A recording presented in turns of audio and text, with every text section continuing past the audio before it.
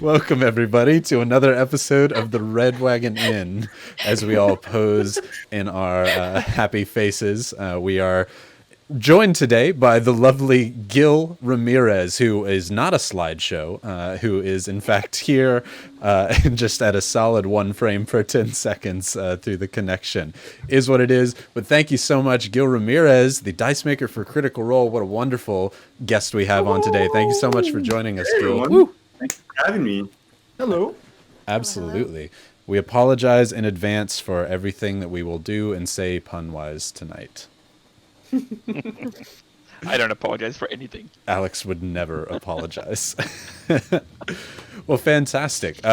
We're still new into this, and we still want to make sure everybody knows who and what we are, and I want to give Gil a chance to introduce himself and what he does and what he do, because I think the best way to say it would be straight out of his mouth, but I'll hype him up if we need to.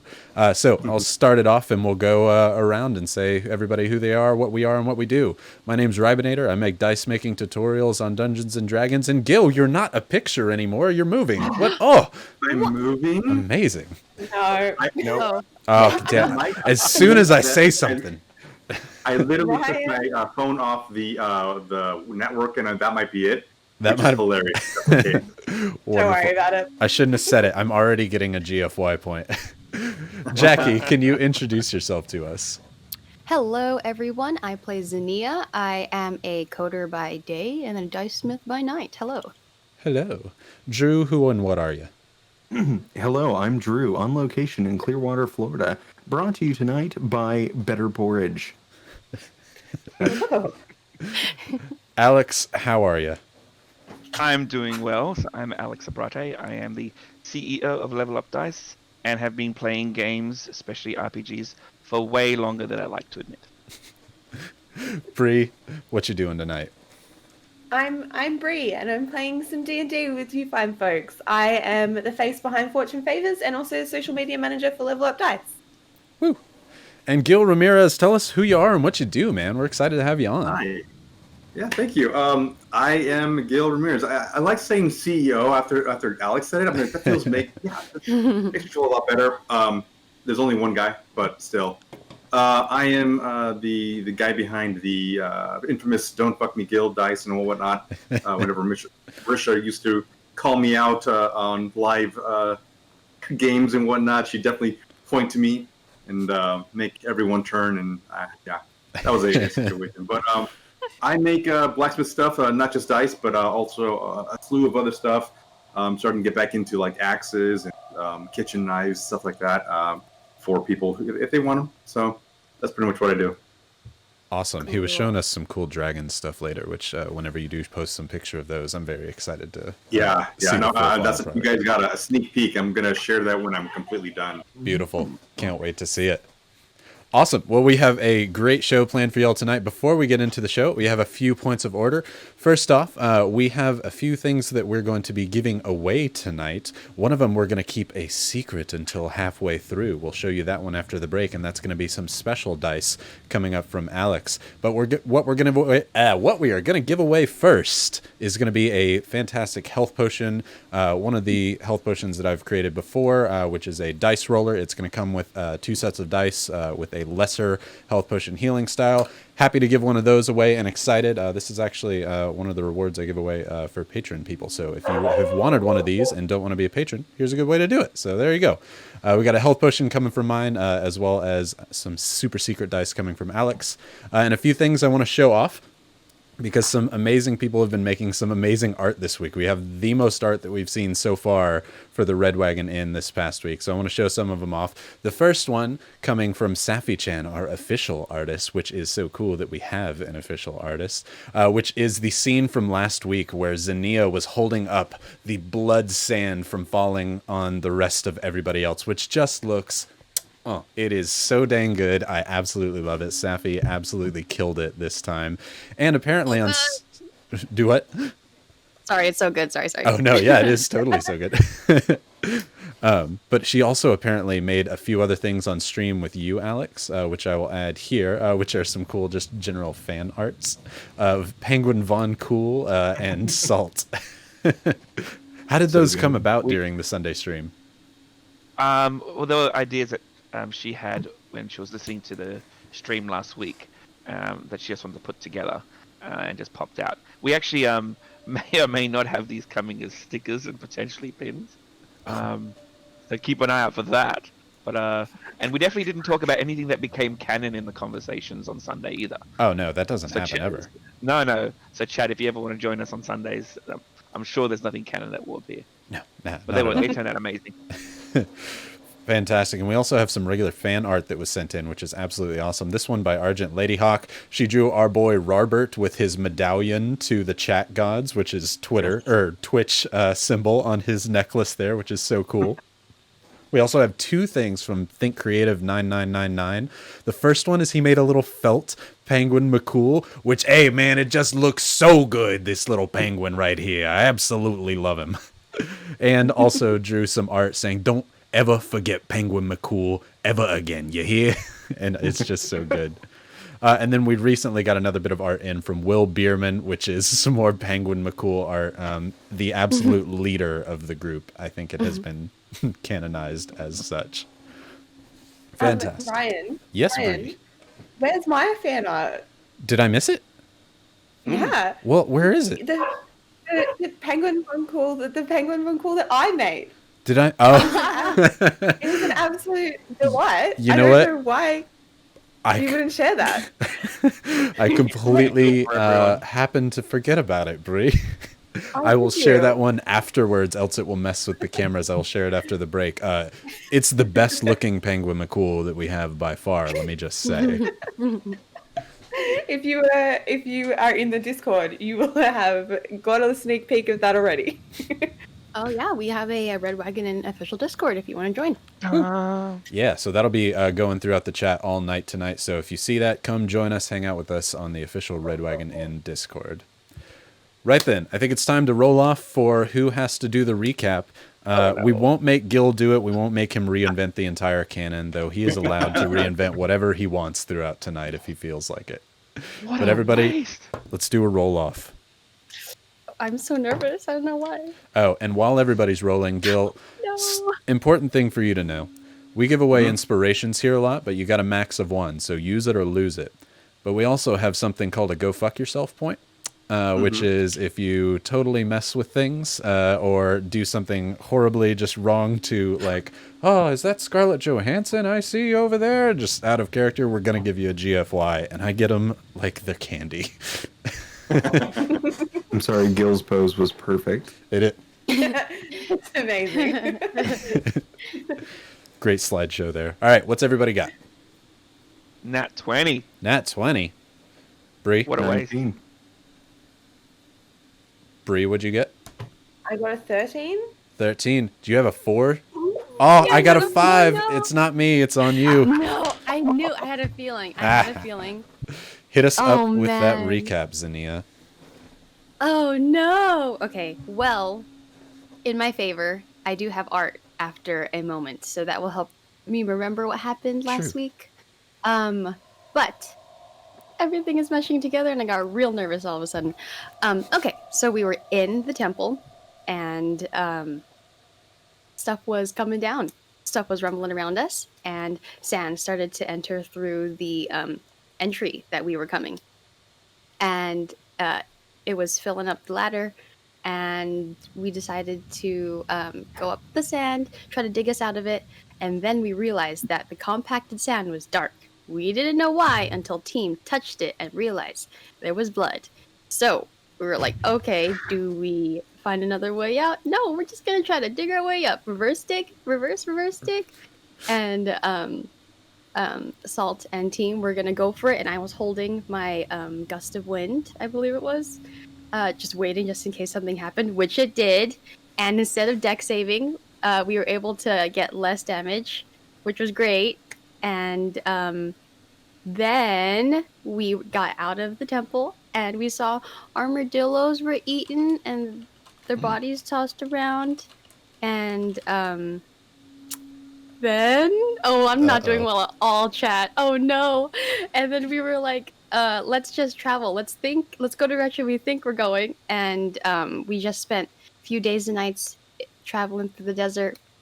And Team would take watch and pretend he's sleeping to watch the tieflings, even though he was not. And then he would be like, "Oh man, I'm so tired." And he failed that check really bad. And we almost got close to town when the tieflings turned on us, and I was pissed because I saved his wife twice.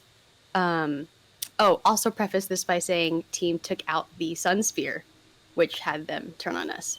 And then a invisi gecko showed up out of nowhere. And we battled that thing while we're battling the tieflings. And I wanted to be a real petty and bring the tiefling's wife back to life and then stomp on her face while I was beating on the husband because I was that mad. But I didn't. I asked the chat, should I be petty? And I wasn't going to be petty, and I didn't do it. I healed team instead. And that's what I remember. Oh, Zinnia, I loved it. However, I can't give you the point because you missed the hardest fight of all last time. The 80-foot cliff. Oh, man. How did I forget that? Oh, no. Cliff boss. So, for Gil's remembrance and to catch him up on where we're at, I will add a few things in there. They were in a pyramid that was under the sand. They eventually got out through some bloody sand that was falling that Zinnia saved them from. As they were leaving, there was just a 80-foot cliff that they were climbing down with a rope. However, a series of natural one rolls almost killed like 4 of the 7 people traveling. And so that has so far been the closest to a TPK they've come to. But then, yes, they were betrayed by 2 traveling companions. Yeah. Oh, the worst of all enemies, and it's always watching. But now they are just outside the town of Ashborne on the sands. It is not far at all, maybe not even half a day, a quarter of a day's march up out of the sands through kind of a gully up to civilization. With that, we'll pause there and get going. Anything else anybody has to add? Yeah, actually, one thing. Yes. We still have up the donation link for the Lebanese Red Cross. So everybody knows what happened in Beirut. So we are throwing up the donation button on there so you guys can go donate. Fantastic. Thank you for the reminder, Drew. Yes, please do. We want to make sure that they are able to get some support because it is not a good deal over there right now. So hope everybody's staying safe over there, as is everybody in the world. But please, if you have the ability to, donate and help them out. All right. Pause there and get ready to go. So let's get started. Everybody grab a drink, pull up a chair, and come hang out with us in the Red Wagon Inn. And I love Gil's slideshow picture today with the heart. Absolutely fantastic. It's so perfect. Am I still choppy? Oh, man. It's brilliant. I mean, it pauses at the perfect moment. So if you stay here for 4 hours, we're golden, man. We're golden. As long as that's okay, we're good. I had a question, Ryan. Mm-hmm. I have an answer.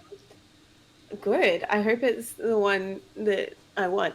Do you have any fates that are like off limits or anything? Oh, have you not done something specific? Also, chat, they leveled up last time, which not through my fault from telling them late. They definitely just procrastinated and haven't filled it all out. No, there are no off-limit feats that I know of. Dope. I took lucky, bitch. Oh, there's so much vitriol there, so much anger. What have I done to deserve that? Who knows? Screw you, Gravity. Yeah.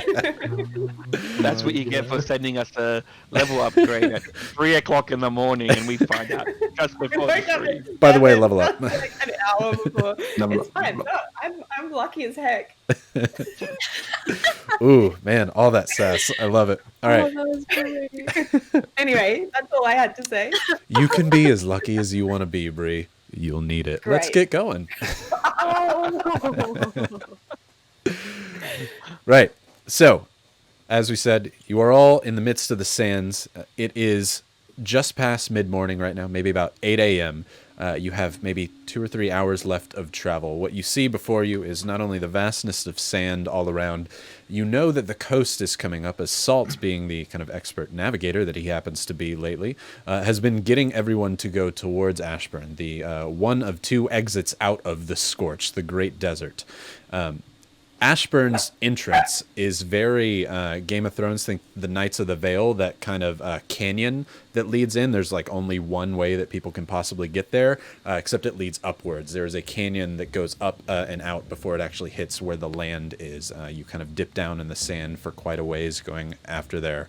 So it is a well-fortified location by 1 or 2 people alone, as there's just not enough room to send many people in here. The traveling that you did here and those beasts that you ride, like the centibus or the armadillos, they stop at the base of this. They can't even fit through this canyon. It is barely at arm's breadth going all the way through.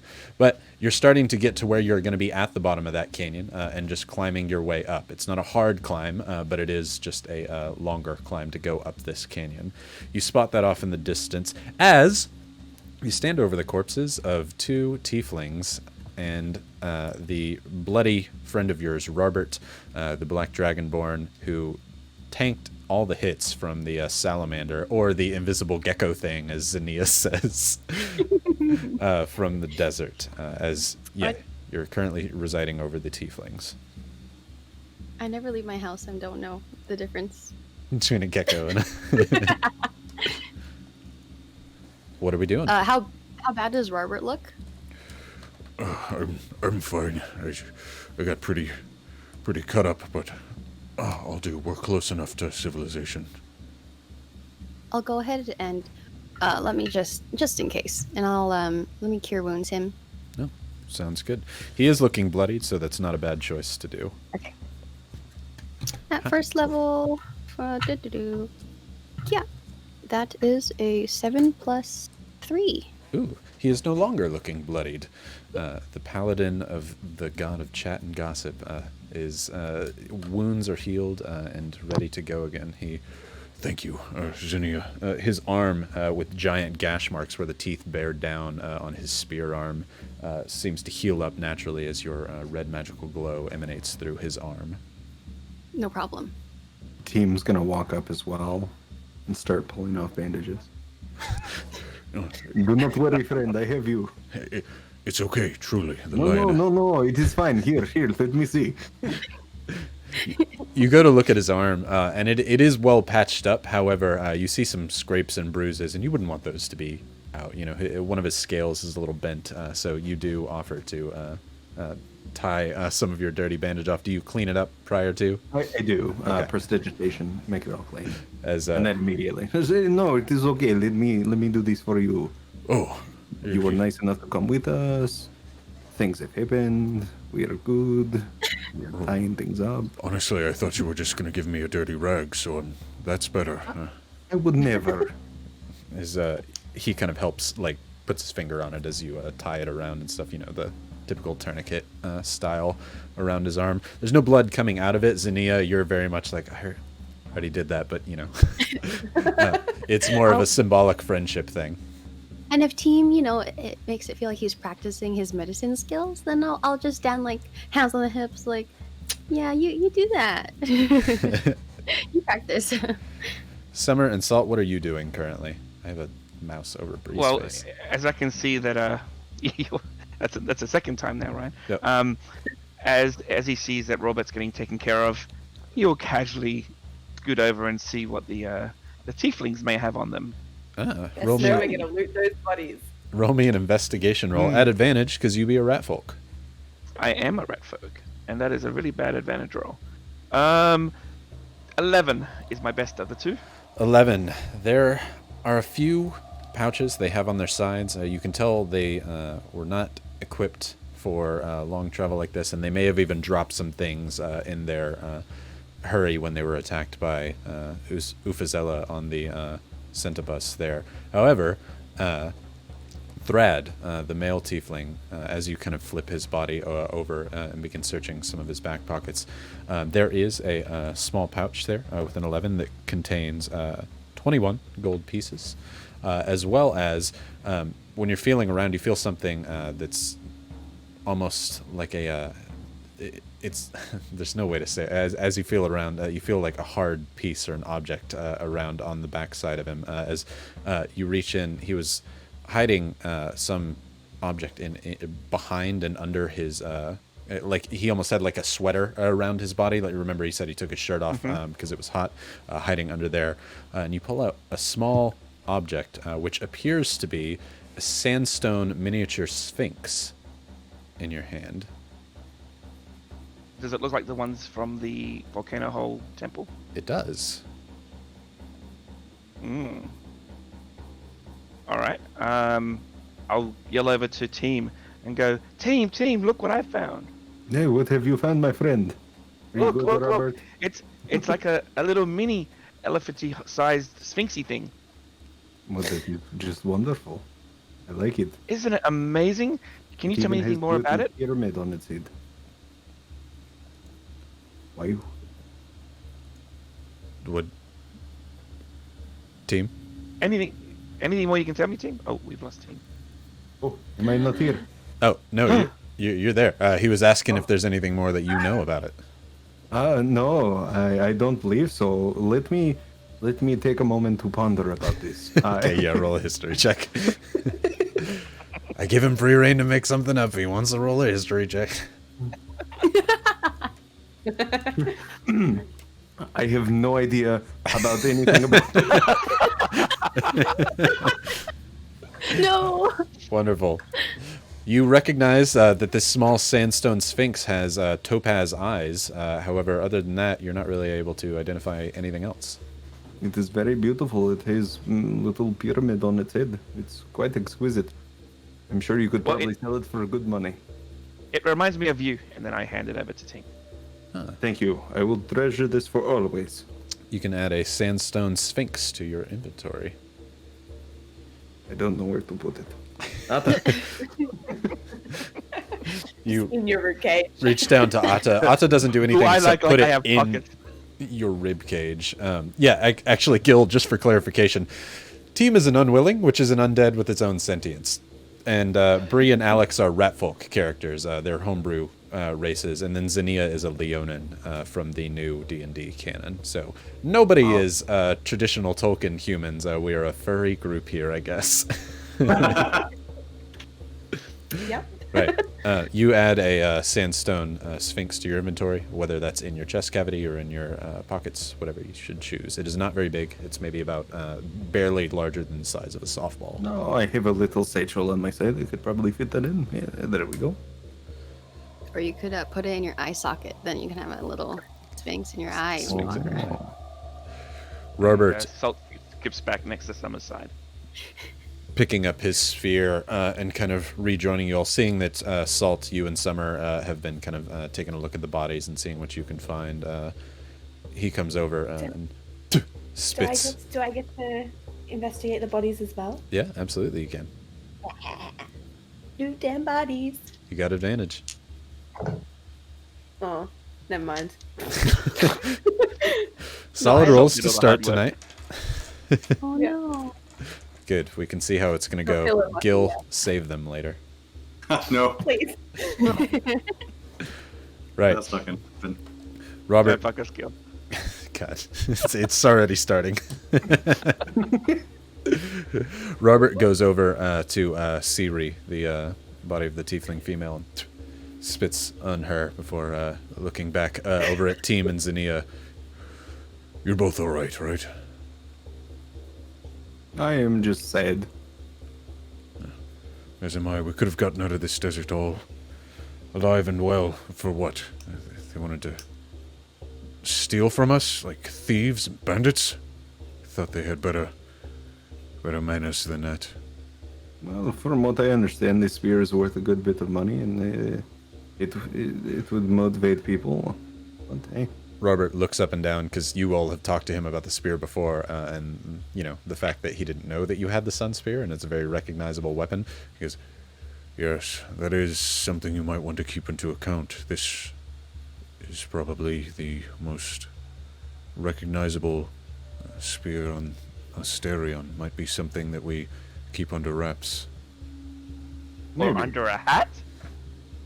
Maybe. Let's see. What can I do? Yes.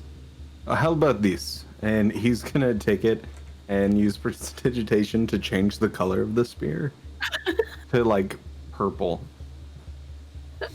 So, as you It only works for an hour. But you pull still. up your magical abilities, you attempt to change the sphere to a purple version of it, so it looks like a purple sun. It would be much more evil. However, as you do so, you try and connect the magic to the golden spear, and the magic seems to bounce and reflect back into your hand. Is my hand now purple? Yes, your hand is now purple. You have nails like Alex's. Son of a bitch. I am purple. It looks good on you. I will wear it with pride. And then I just hold the spear and just look confused. With your purple hand now for the time being. We should, looking back towards the way the salamander came, we should get out of here, seek shelter. Just leave the bodies. I don't feel the need to bury them. About how close are we to this town we can see in the distance? Be about 2-3 hours if you go at a walk. You could go quicker to get there if you're wanting to get there immediately. I'm gonna take my cloak and just wrap it around the spear, but still enough to where I can hold on to it and use it as a walking stick. Sounds good. Yeah, absolutely. You essentially kind of flip it up and turn it into what could very much look just like holding your cloak over like a coat rack as you're walking. It's a tall spear, but you're able to do it with no problems. There's always the hat if you ever need it. If you wanna. Oh God! I let Penguin out. Do you let him out? Yeah. Okay. Oh, Gil, I'm sorry that you're in this group. Hey. Summer, as you're like, there's always the hat as you need it. You pull it out as a Gil, a sentient penguin, comes out as he.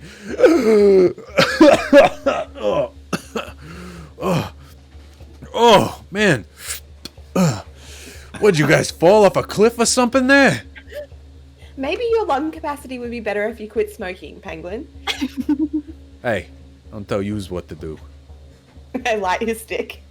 As yeah, with your magic, you light the end of his a literal stick, not a cigarette, but he blows it out. There's no actual fire, but he definitely thinks there is. As look, if we're gonna keep traveling like this, and you're gonna be, jumping to your deaths and whatnot, maybe leave me out of it next time. I'll just sit on top. Okay, but you are aware that you do have to go back into the hat at times, right? That's not what you have to- Yeah. That's your choice, though. I mean, I could just be, Well, I think that chat decided on our last stream that it wasn't our choice and that you are actually quite linked to the hat. Just some background lore for you, right? Who's this chat that you're talking about? The god of chat. Oh, well. And doesn't he have like 50 different sticks? Yeah. But look, you can sit on top of the hat and you can ride here. I'm sorry, okay? But when we get into town, you're gonna have to get back in. As you say that, he puts the stick in his mouth, and with his little flippers, he climbs up on your shoulders, like on your back, as you're like, no, yeah, very much what Gil's cat's doing in the background on the picture. As you now have a little penguin with his little flipper feet hanging over your shoulders, as he kind of gives you a tap on the head and is like, hey, let's go, I'm hungry. Okay, we'll get you some fish. I look at the group and go, I believe it's that way, and point to the city. Yeah, you can see the lights in the distance as there are torches and braziers up on the kind of edge of their gates. You all had to come through Ashborne from your circus when you went down to the Oasis before, so you've been here before, but it was just passing through. At least Summer and Salt, Team and Zinnia, you may have come from the other way, knowing your general background. So, yeah, if y'all are gonna head that way, are we heading at kind of a quickened pace, or are we just getting there when we get there? I feel like Penguin Von Cool is kind of hurrying me. So I'm going to try and go a little faster while Still keeping with the group, of course, but I feel like he's been a bit of a got the whip out a bit. He does. Robert also is looking to move forward as he just got attacked by an invisible thing that could eat him whole if he wasn't looking right. So he's excited to get out of the Scorch and head on up to Ashburn. So as Summer, then you kind of pick up the pace. Salt, you were gently walking, but you see Summer and Robert get moving a little bit faster, not one to be outdone. You pick up the pace, followed by Team and Zania in the back, heading on up.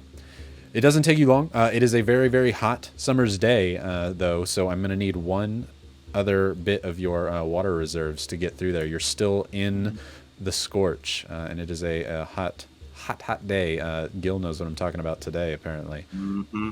You're going to need some water, so if you have a water skin, you got to use it. Do you want to drink some more of the cactus juice? I'm gonna not drink the cactus. I know that, like, I was vomiting the cactus juice, right? Roll a nature check for me. Oh God. I was vomiting the cactus juice. Okay. That's a blah, blah, 20, not nat. Oh, yeah. You're certain that that's what it is. You're used to being in the heat, and so it's definitely the cactus juice, and that is a dope mug, Gil. And it just looks like you're trying to show off since it was paused there. Yeah, I'm not definitely chugging the whole contents of this mug. No, definitely not. But with that, if everybody has more of their water skins, you have to use one of those. But you're able to get your way on up through this crack in this ravine, where eventually you all have to go single file. Even the rat folk are a little bit single filed. You could walk up and over it, should you like, because rat folk can climb with no real problems. But if you're wanting to stay with your group and go through the ravine, it's single file going through there. Yeah, I don't want, after the cliff incident, I really don't want to drop the penguin. It's a good call. It's about a 50-foot deep canyon, so it might have been a rough climb again. Yeah. Yeah. So you all walk up and through the canyon. It takes, again, about 2 hours to get up there before you finally start to see the end of it. And what you see is a wall made of white stone going all the way across, reaching out to one end of the cliff to the other. This canyon opens up and out, where at the center of this wall is a very, very large wooden gate that appears to be incredibly thick. Again, you can see those braziers up at the top of this gate, even though it is daylight right now. And there's a few people manning and on top of the wall. You're currently at the base of the canyon, so they might not even see you where you're currently at. But for some reason or another, this specific area is guarded like a little garrison or barricade over here. Salt, Summer, from coming through here before, just talking with the locals and whatnot, you know that this barricade is here for scorch monsters and creatures like salamanders who choose to make their way up the canyon. It is a constant struggle to keep them out, and so this kind of barricade is generally more intended for monsters than keeping people out. So you're certain that you can make your way through if you just make your presence known early enough. I'll turn to the group and go, "This is the monster gate. It's like this because monsters don't like the gate." It's true. Monsters are notoriously afraid of gates. Yeah. White ones especially. This is a nice gate. You mustn't be a monster. This is good. This is the first city I've seen outside of Oasis. I'm excited. Oh, this Oh, will be really? a fun time. We will go to the taverns. We will go to the bars. We will get the drinks. We will Please. celebrate. Not Robert, are you originally from Oasis, Robert? I am. I've never had the coin to leave. Oh, a whole new world. It is. Wait till you try the porridges of the world. They have porridges there. Mate, do they have borage? Let's go. Robert, hungry from his travels and thirsty, is excited, and he begins to move forward and head towards the gate then, as you mentioned porridge. I'm going to start singing and playing my drum to make our presence known. Wow, sounds good. That is a I'll sing. decent call. What are you singing about? A whole new world, a whole fantastic porridge taste. We're gonna eat it good, it's gonna taste so good, and maybe even have some strawberries too. As a tear falls down her face. Absolutely. You know what? Take a point for that one. Very in character. I love it. An inspiration point to clarify.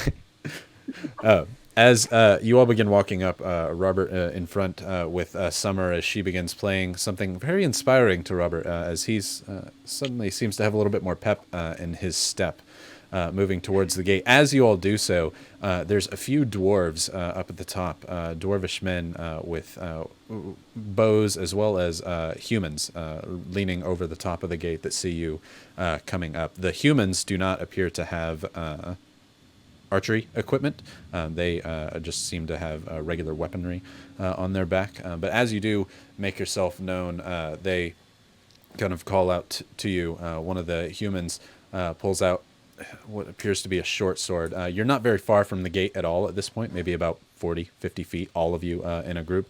He goes, "Halt! Who goes there? Have you... you come alone?" Well, yeah, alone other than all of us. "Right. Lay yourselves down on the dirt." Did we do this last time? No, this is new. Oh. "Why?" Robert But yells the out. dirt is dirty. "Lay yourselves down. We have to make sure you weren't followed through the scorch." What happened in the scorch? "There's manners of beasts that cannot be seen with the regular eye. We will come out and check and make sure you weren't followed." Can we not Okay. sit on the floor? "Sit, lay down, either one." Can we just stand? I am confused. Can we just stay in one spot? You see the two humans kind of talking back and forth. "Hold on, I'll be there." As the one who was talking to you begins walking out beside the gate, and you lose sight of him. The two dwarves looking back over. They seem to be peering behind you rather than at you directly before the gate opens and closes immediately as the one human walks his way out and towards the lot of you in just kind of regular chainmail armor with some brown leathers over it, as he has his sword kind of out, and he seems to have it more at the ready, but again, looking kind of past you more than anything. He I'll walks turn up to the group closer and to say, you. "See, not a monster. Went through the gate." Go. He points to all of you and points towards the gate. Again, gaze kind of fixed towards the canyon itself. Okay. You all Carry head on on in. in. Okay. Yeah, this is Harry. great.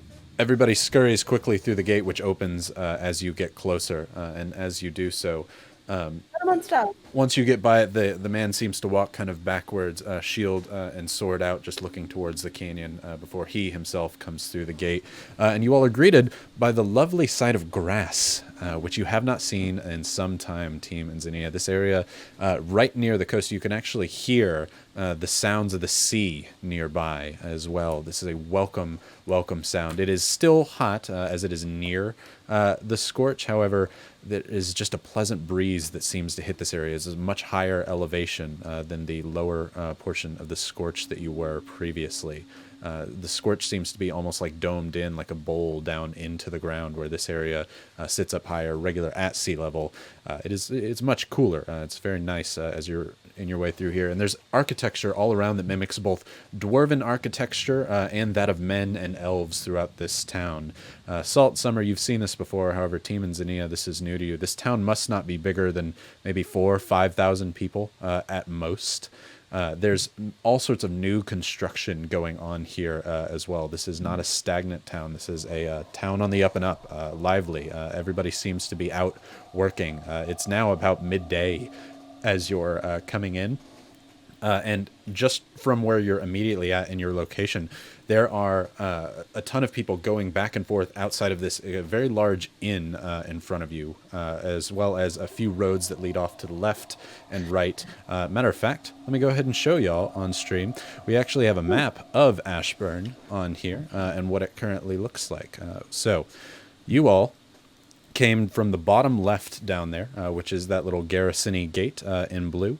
And right as you go in, there's a few roads that come up and around, and any of those large buildings are giant inns that you can see. Blue one is the one where you currently see a ton of people coming in and out of.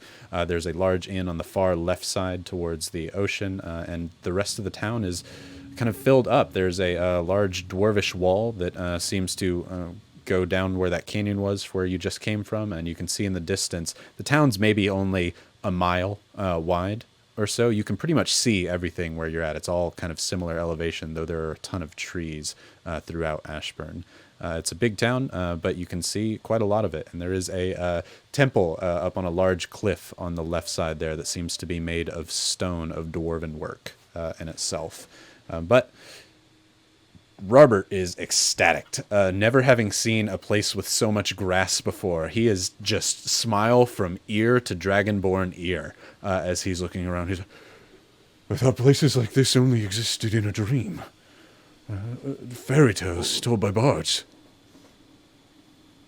We don't I tap him always on the I guess I can't really reach very high. I tap him on the thigh and say, "So how about that porridge?" and point to the inn. Ah, great. Which end are you pointing to? The one that's nearest to you all? The closest one possible. Oh, we got moved around as Gil is a picture now, but that's okay. Right. I'm Gil now. You're Gil. You're salt. Rah! Drew and I steal each other. There you go. Yeah, you were still the same. As you point, there is an inn nearby. Hanging off the sign, you can see there's a black tree painted off of the sign on this inn. It appears to say the Black Birch. The guards, as they close the door behind you, the one who's talking to you, sorry about that. Can never be too careful with all the beasties coming from the scorch. Just had to check behind you. It's nothing personal. That's all right. We killed a couple on the way, mate. It's all good. You did? You killed? What did you kill? Where's your take? Where's your bounty? Taking bounty? Nah, mate. I just do it for the glory. Let me pause right there for just a second. As nearby, at a forge that happens to be nearby where you all are talking, somebody who may or may not be here in this chat, Gil, you overhear some people talking about how they killed monsters out in the Scorch, which that is a feat in and of its own. People can make their own living just by killing one monster out there. The material that they get, these must be high quality, high level adventurers that you might be able to make use out of. And also, you're not a slideshow right now, which is really nice. Why did you say that, Ryan? You're real. I know, I shouldn't have said it. Shouldn't have done it. Oh, but Because there's no audio. but his audio's gone. Damn it! What? I shouldn't have said anything. Gil, we cannot hear you. GFY, Ryan, for jinxing it. I didn't do anything. No. it's No, fine. Gil, we can't hear you. Uh-oh. Is there any chance that Gil's character's mute? If you know sign language, that's what we're doing. You can only exist in one plane at a time, either speaking or visual. That's what it is. Maybe check the audio on Discord, or even if you need to exit out and come back in, though I'd loathe to do that because your connection's so good right now. Okay. How's that? Ah, much better. Hey. Gil. Oh, sorry about that. It's all me. No worries. Yeah, okay, so I'm overhearing, and I look over in the direction, and I see, how many of them? Like 5? You see 5. You see very odd, very out-of-towners, which is beneficial to you, as you know everybody here within town. And can you also give us a brief description of your character? Sure. I am a 5'9" human male, around 38 years old. I look like me, I guess, just to make it easy on you. And although I'm currently wearing a little bit darker clothes for the time being, I'm a businessman of sorts. I make locks and locks, keys and whatnot, little different accoutrement that all goes with the lock picking and locksmithing business. So yeah, I definitely, my interest is peaked for the time being. Fantastic. You hear them, and you make a note of that. Your forge happens to be right across from this inn, which one of the rat folks, the male one, seems to be pointing directly to. As Salt, you are eager to show Robert the world. As Robert, she says, I can show you Then, the then let us get some porridge. Maybe it will be as great as what Team could make back in Oasis. Let's go. as Robert is going to take off for the Black Birch. Gil, you see this big black dragonborn in heavy armor run his way on over towards the inn. Everybody following, you all just letting the child go do his thing? I'm gonna race after him. Okay, yeah. Sounds good. You see this group of adventurers who seem to all be well armed, heading right on in to the Black Birch. Yeah, go for it. Oh, I'm gonna kind of shut down my forge really quickly. Just throw the coals off to the side and kind of get my axe and whatnot and get over there too. Sounds good. You stow that onto your side. You're quick at the forge. You're experienced. I don't know how you know to be experienced. Who knows? As you put the forge out very quickly. As the rest of you enter into the Black Birch here, in doing so, there are plethoras of tables all around this area here. There's a bar in the back that seems to have a young barmaiden who has kind of the role of barkeep in there. She's got kind of short brown curly hair off to the side, wearing clothes much too big for her specific frame, must be hand-me-downs. There's a plethora of farmers, fishermen, and a few adventurer type people here within this inn as well, but not many. It's more just one or two, and they don't seem to be in groups like they were at the Red Wagon Inn that you had come from before. There are tables filled with eatery, and it is lunchtime, essentially. Lots of ale, lots of beer is to be had, and there are, in fact, a few bards playing in a group there at the front of the inn itself. There's a stage, actually, and there's a few chairs where people are just kind of playing the lute back and forth between each other. There is just a few men playing on just more sit-down instruments, and there's actually a very, very small tiefling person, maybe about halfling size, who is a red tiefling, size of a halfling, playing, who seems to be singing out in a very nice angelic voice. It's very atmospheric as you make your way in, and as I change my way over to different music besides sand music and go to inn music for us all. But you enter into this inn and are filled with a lively atmosphere. Everybody seems to be happy and having a good time within here. Workers seem to come in here for their daily grub. What are you all doing? As we enter, how many stairs do we get? How many stairs? Roll a perception for me. And pa. Oh, that's a natural one. You are unsure as you were so enamored as Robert runs immediately up to the barkeep and says, I'll take your finest porridge, please. We'll take, 6. I'm hungry, if you don't mind. You're just enamored by your new friend and what seems to be him so interested in such a boring meal. Do you have any that taste like fish? Fish? The barmaiden kind of looks back at you. Do you want fish porridge? Just in one, please. I could do that if that's something that you'd like. I'll throw a nice trout in there for you, skin and all. Yeah, so 6 just like normal great porridges, and then 1 7, and then 1 to make 7. Just a real gross fish one. I was joking about the trout skin, but if you'd like that, I can do that. Yes, please. Right, I'll make it happen. Just find a table. I'll bring the food over to you all. Would you like something to drink as well? Oh. 7 ales. 7 there you ales. Coming right up. Just take a seat wherever you'd like.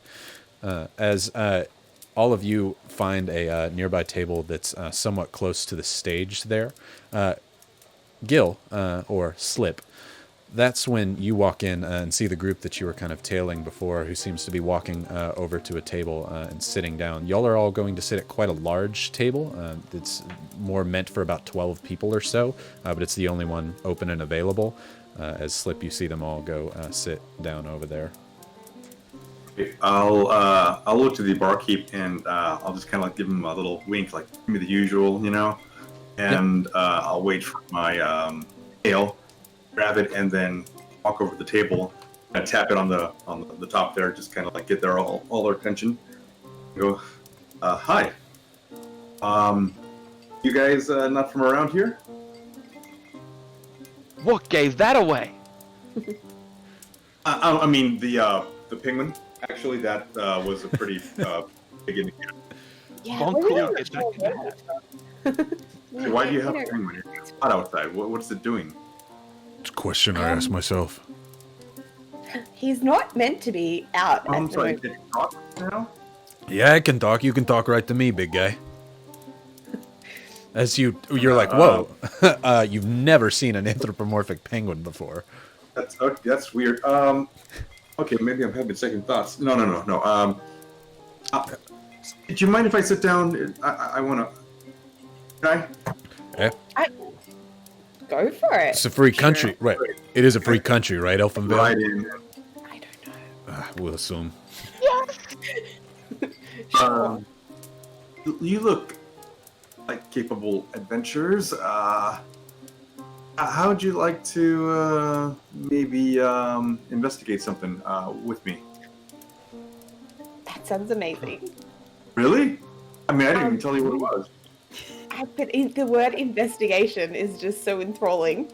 Right? Yeah. Well, see, I owned a business just outside there, a locksmith. And, well, me being a locksmith, I make all the locks for the towns.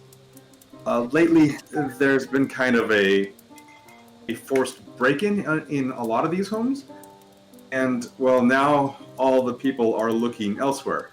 They don't want my business anymore. They're thinking that my locks have failed. And I know that I put a lot of time and effort into these locks, right? That they shouldn't break like that. So I'm just trying to. I need help. I need to figure out what's going on. And I just, there's something smells fishy. I mean, At about that time, that's when the barkeep that brings over 7 bowls of porridge, and there is a plate of porridge set next to you that literally just has a whole trout grilled, skin and all, right in front of you. It's perfect timing. I know that it's that, but also there's something else there. And you know what? Let me just move this. I'm gonna move it over here. Oh God. Hey, thanks. Penguin McCool grabs it up and. Oh yeah, of course it's for you. Yeah. Yeah, it is. Well, the I good love news how is he's got it we're archaeologists, so we know how to investigate. Mm-hmm. Archaeologist. That's wonderful. Wow, that's great. Drew, what is happening? Oh, is that your brother bringing beer?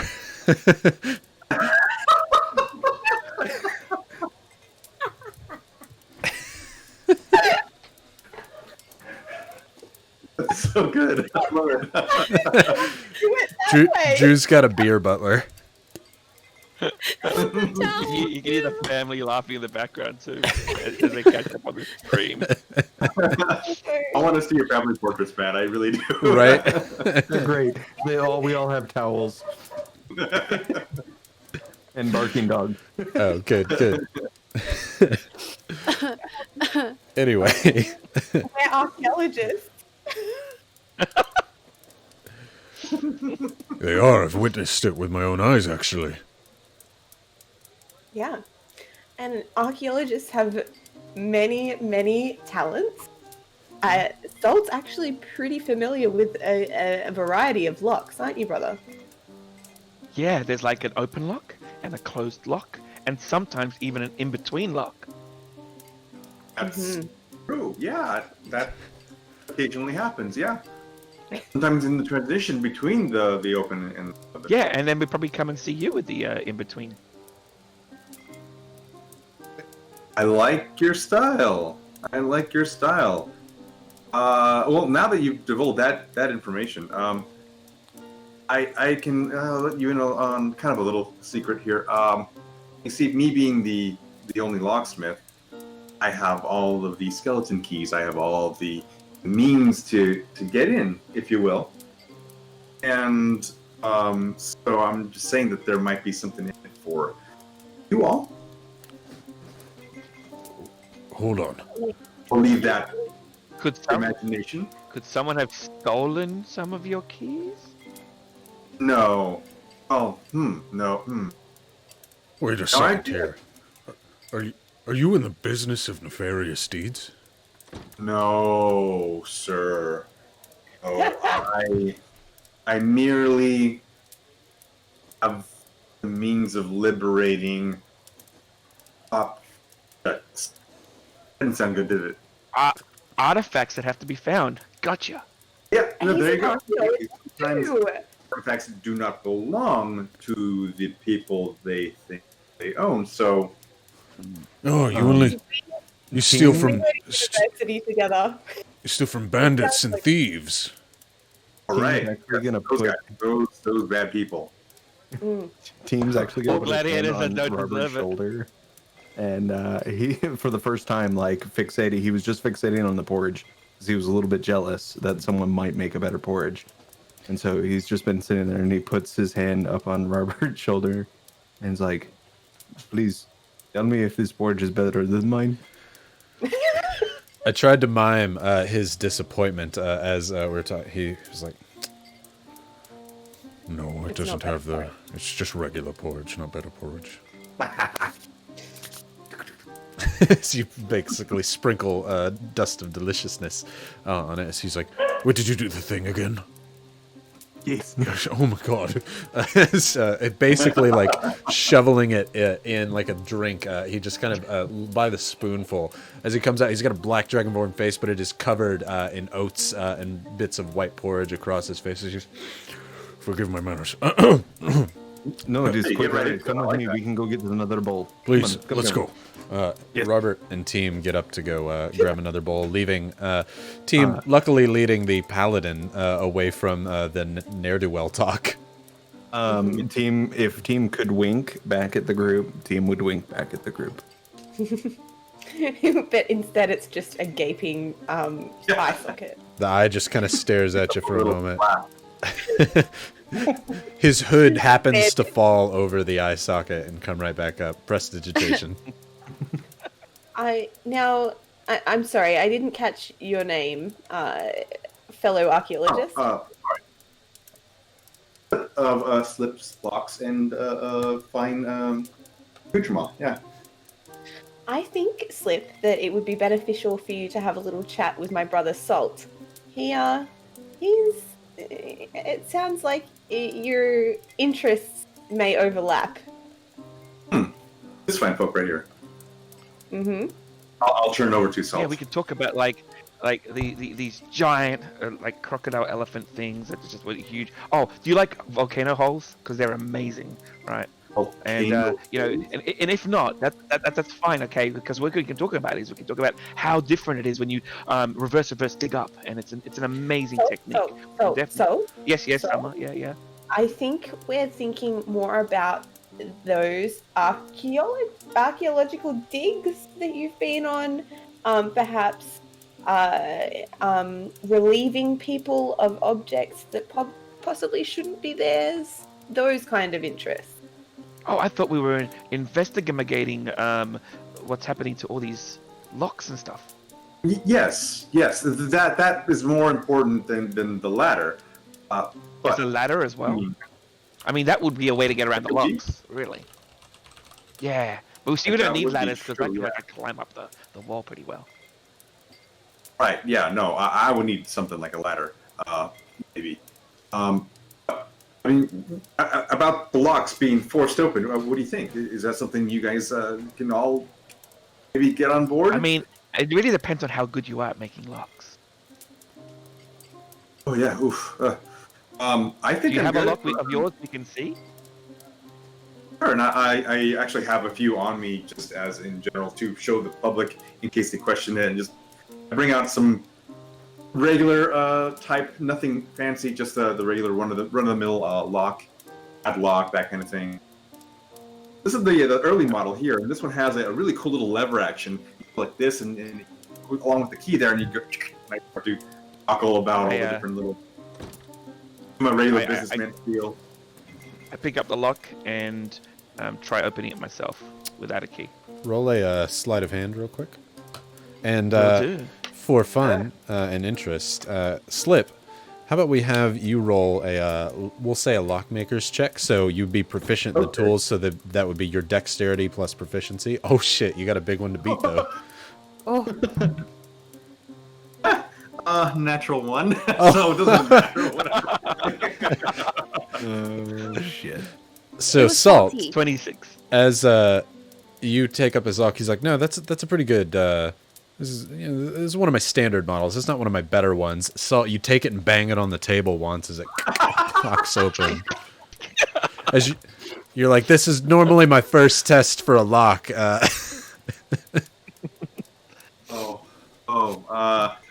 We call this a down under no, test. back. Turn it upside down and knock Back it, it, I'm and it like, pops no, open. No, hold on. Just that's just put him away. I don't even bring out another better one or whatever. Holy crap. I mean, I'm glad that you're not from around here, because you'd be the first person I would consider as the perpetrator. On. But anyway, no, I'm glad you're not. Yeah. Mm-hmm. So when did this start happening? Do you have any kind of? Do you have any idea? Weeks ago or so. Okay. It's And back. has it just been there been targeting anyone or like specific people? The DM. What, Yeah, I was going to say, I'm happy to chime in there. So, as you said, just a few weeks now, but it's mostly been happening at night, largely around business owners, not just targeting regular people. They've been stealing a lot from those who make things, not necessarily the traders in the town, but those who make goods and things that are sold out to the Scorch and other areas of the world. And have they been stealing like money or stuff? Largely stuff. I'll go ahead and answer that one for you as well. Stuffness. Well, I don't know, we're usually pretty good at liberating the things, not quite so good at getting them back. Zania, But do you have any thoughts? I mean, I too have kind of just left my home, and in the mountain we're not too familiar with mechanical things of sorts, so I'm here to observe. I would think that you and Salt could maybe reverse engineer the locks. Since you're so familiar with them, perhaps you can work your way backwards. Reverse the lock. What an idea. Reverse archaeological dig. Okay. Well, I mean, we should probably eat some porridge. Slip, do you want some porridge? Staring at the fish porridge. I got enough to share for you if you want some.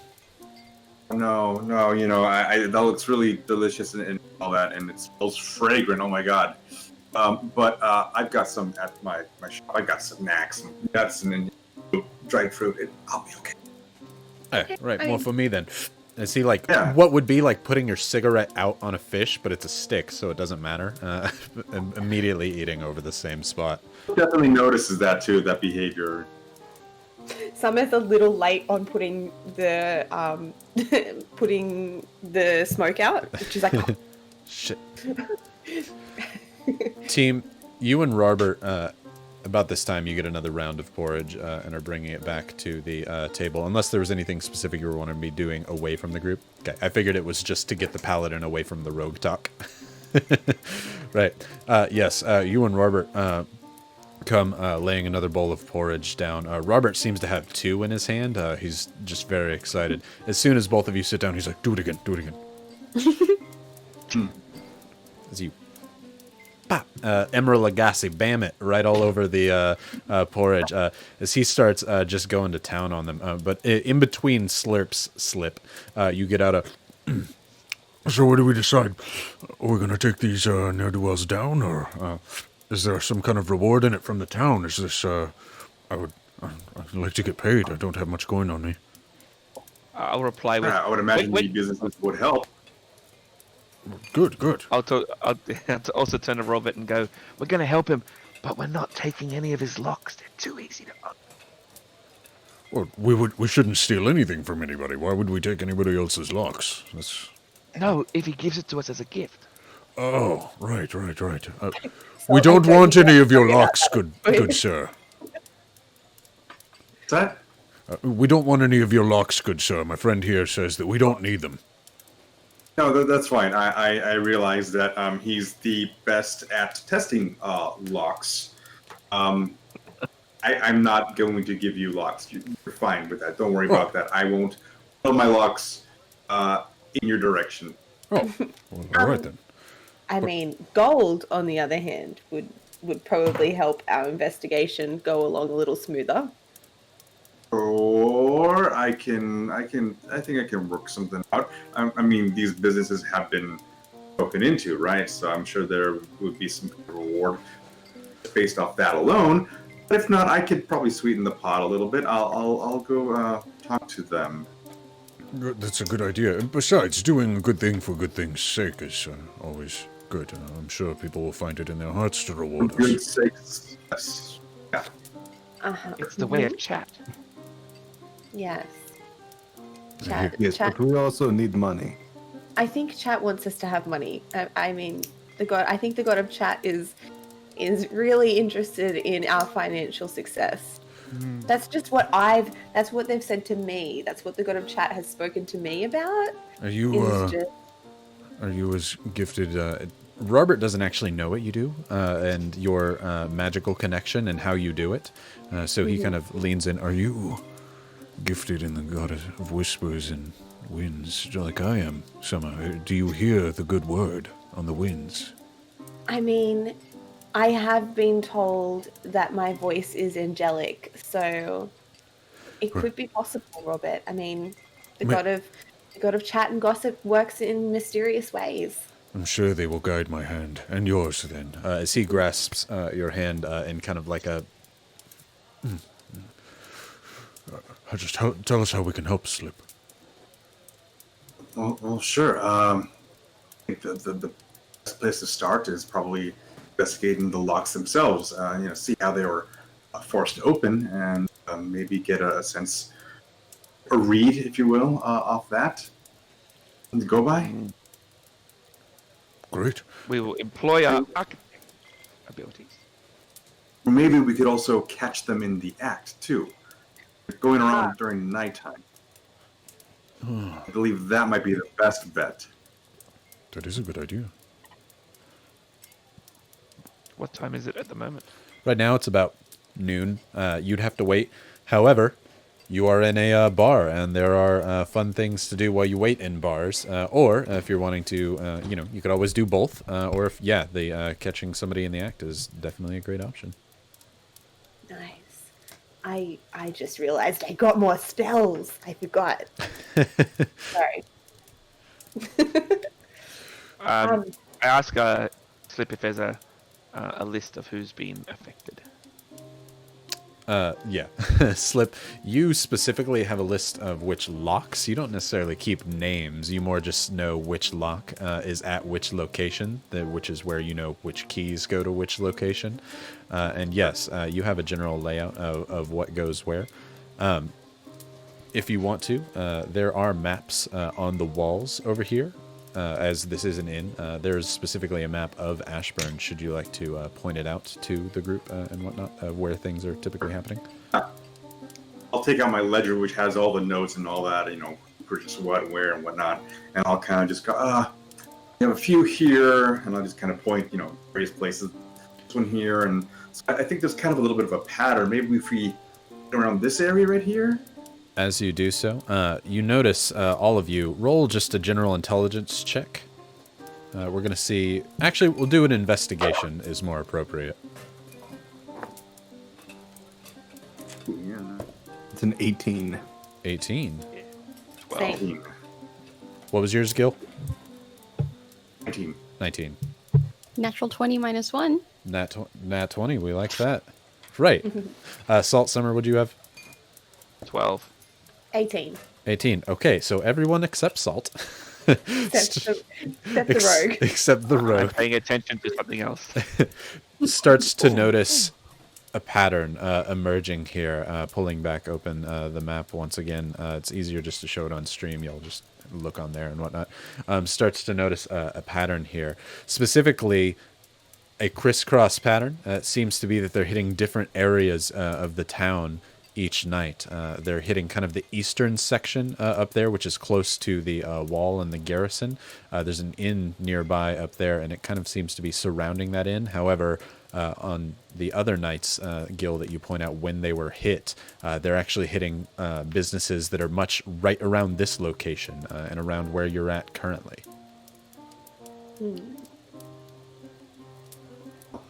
Now that I look at it, if you kind of go back a little bit, you see that there's a pattern, and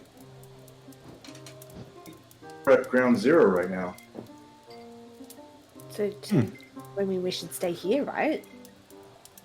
Yeah, I mean, well, this is a tavern inn, so if you wanted room here, I could even take some of my stuff and my belongings, whatever, and move over here for a little bit. Makes you want to set up perhaps I can set up a trap of sorts. Ooh. I was gonna lock up my shop, but I thought the idea just occurred to me. What if I make a lock, and when they try to pick it, explodes or something? That way we know exactly where it's coming from. We know, but that would mean that people that own that business would allow me to put that lock on there. Or I we can mean, just do it sneakily anyway. Perhaps in the name of justice they would allow. Robert, Right, in the name of their justice, best that they interest. Say what, Bree? It's in their best interest. You're right, Robert. I think we probably wouldn't even have to ask them. probably not. Yeah, exactly. Mhm. Sometimes it's better to Defending ask them. for. Sometimes it's better to ask for forgiveness than permission. Mhm. Mhm. Can't say that I always agree with that, but you're more experienced in the matter, architects that you are, and locksmith. I'll cede to your judgment. There's also like different cultural things that are acceptable, and seeing like we've been to this place before. Oh, So- see, it's Yeah, so like different in different Oasis. Yes. Roll a Yes. deception Everywhere- as you Sorry, lie Robert, to I don't chat. understand. Do they take offense to it? I'm gonna use inspiration. Okay. I don't want Robert to be mad at me. Damn it! The universe wants Robert to be mad at me.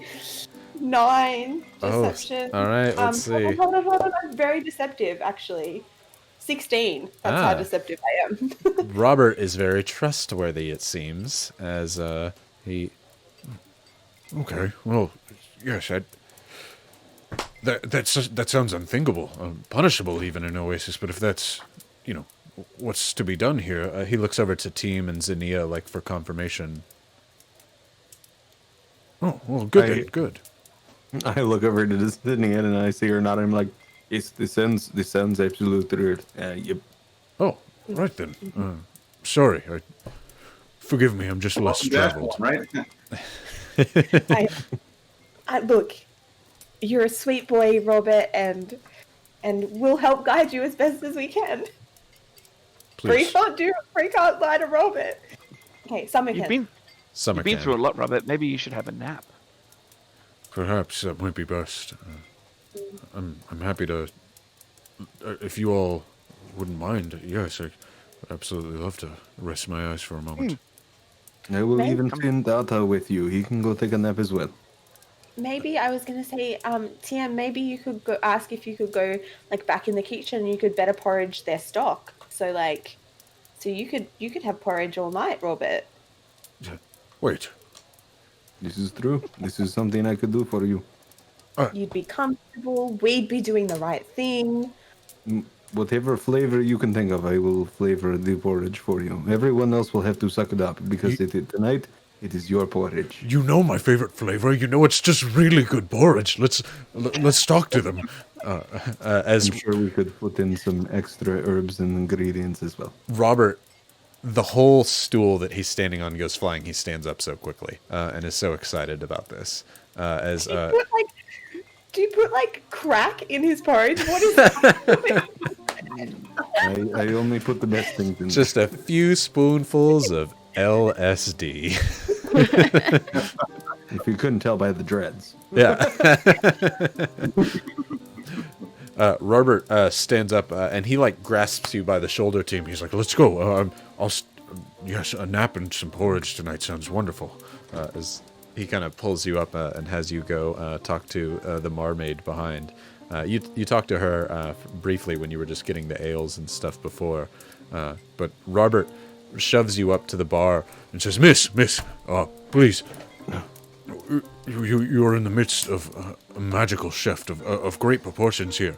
He's offering some services that I very much think you should take." I make things taste better. Yeah, I do the same thing. It's called seasonings and spice. Yes, no, but I do it magically. I make things taste good magically. What can you make taste good?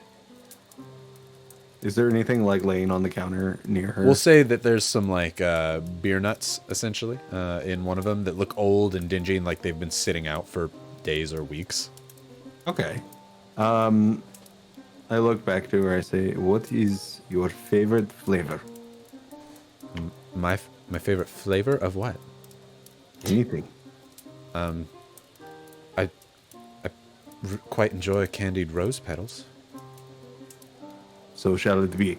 And I grab the beer nuts and I put them in front of me. And I'm actually going to do two things with the prestidigitation. I'm going to make them colder, and then I'm going to flavor them like candied flower petals. Oh, fantastic. As you do so, you wave your hands over it, and Robert's like, watch. You won't think anything would happen. However, you're going to eat that nut, and it's going to taste exactly like what he says. It is amazing. As you finish up in a little flash of purple light coming out of your purple dyed hand, which would have faded, but we're going to say that it's still there. Yeah, for sure. As you hold up a single peanut and hand it over to her, and she takes it out of your hand and goes, "You know, these are just for the customers who don't pay, right? I don't generally like eating this stuff." Are you going to taste it or not? My God, that is exactly like candied rose petals. I slide over the whole bowl and say, "Now, will you let me in your kitchen? I will make things taste better. I will make things do better. Come on." These are like nuts, only better. These are better nuts. Oh no. Yes, yes they are. As she and they stick to my teeth. I didn't do it. Magpies in chat did, and I totally took that from them. Oh, and they stick to my teeth like peanuts. The flavor lasts so long. Yes. Come, you have to come to the kitchen. Come, as just like Robert does. People are enamored by your ability to magically do this. She yanks you back, and he's like, "See, I told you." As he sits down, and you can see him take a bite of one of the nuts, and he's like, "These are better nuts." As you head back into the kitchen with the barmaid off to the side. As those of you at the table, Robert and team are not quiet dudes. As this is all happening. You can all hear this going on in the midst of your conversation. It's very distracting, but the rogues and the cleric are still over there at the table while this is happening. Team, I will say, what flavor are you planning to make the porridge? Better porridge or something a little bit different? I'm going to actually go for a savory porridge. Savory porridge? Yeah, something savory. Maybe with like little bits of like ham and deliciousness. Though this looks like porridge, you take a spoonful just to check your seasoning. As you essentially, it looks like you're rubbing off bits of your bony finger into the porridge. It looks horrible. However, you take and test it. You have no taste buds, so then you ask her to taste and test it as she picks up and This tastes just like a ham risotto. This is amazing. My God. Please, I have to pay you for this. Whatever you feel comfortable with. She reaches into her pouch. She's like, look, don't tell people that this isn't risotto. If you can tell them that we know how to do this, I'll slide you an extra one. As she hands out 5 gold coins to you. He asked, he said, do you have any bread we can cut up in cubes? Absolutely. Stale and it's old. Does that matter? I knew it wouldn't matter. Yeah. And then I'm gonna use the second part of the prestidigitation now that the beer nuts probably don't taste like anything in the front, and I'm gonna dye the bread cubes like pinkish, like ham colored, and then throw them into the porridge. It looks like this crusty old ham in porridge. However, you know that this is going to be the best risotto. Gordon Ramsay would be like, "Oh my God, you're a genius." As you give it to her to try, she crunches. It still has the texture of this stale old crunchy crouton bread. However, she's like, "It's like a ham hock! Oh my God!" As she takes this giant vat of it and walks around, she looks at you outside. "Thank you. Come." As Robert sees you come around the corner, and she's like, "Well." We've got something good. As he's leaving the kitchen, he's grabbing like an apron and sliding it and like. Fantastic. Can we hear the commotion about the porridge, the risotto porridge? Oh, the barmaiden runs over to the bar and actually sets this the equivalent of like a witch's cauldron up on the top of the porridge there, and she stands on one of the chairs and she says, "Everyone, I must say, you have not tasted porridge like this porridge right here. I have come up with the greatest recipe for porridge. You'd swear the gods themselves would dip cheese and rice on your tongue. It is like eating ham straight from Marcus's stock outside. Please, try this porridge and tell me you do not want to tip me extra gold tonight when you come back." As everyone's I'm going to minor illusion to make it look good. people start going over to the cauldron as it's literally just this sloppy bit of porridge. However, with minor illusion, as you do so, you change the very texture of this oaty, goopy awfulness. Everything that once was just this bit of flour and clumps that are not good, everybody now sees as rice, arborio, as a matter of fact. Bits of cheese, those chunks are no longer ham. They are, in fact, real pieces of ham in their mind. Still crunchy somehow, but real pieces of ham. As the first patron goes up to the porridge itself, and he grabs a spoon off the table and... "My God, she's right! This might be the best porridge I've ever tasted!"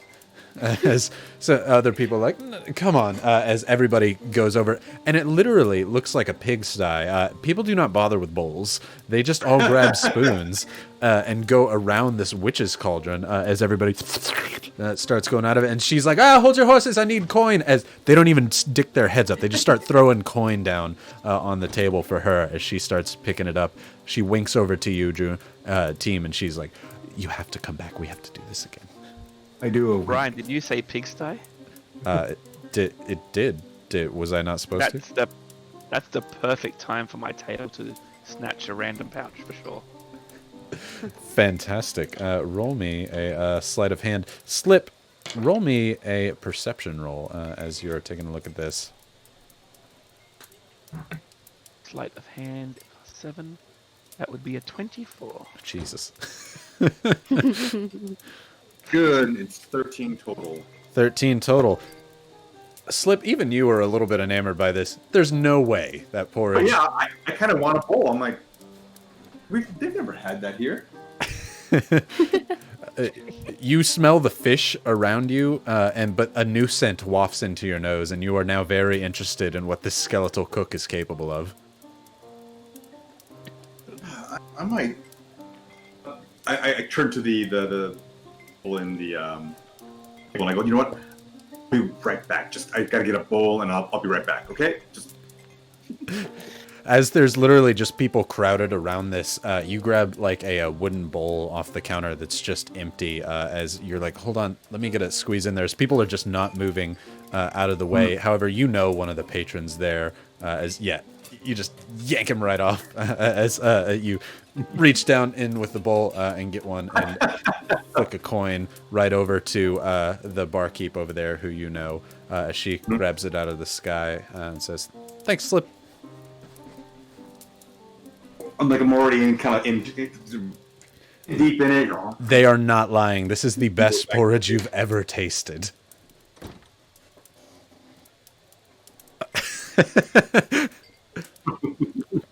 Come on. Right? I'm I'm kind of like talking, gesturing to the other patrons that I know, throughout the town. I'm just like, Terry, who you happen to know, real dim-witted fellow, is like, it's so good. He smiles and he's got like his 4 teeth and he's like,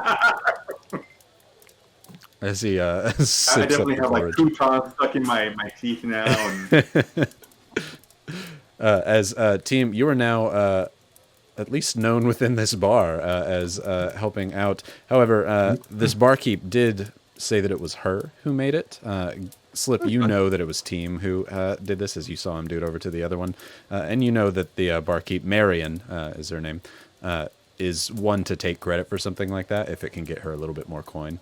So, it's very par for the course.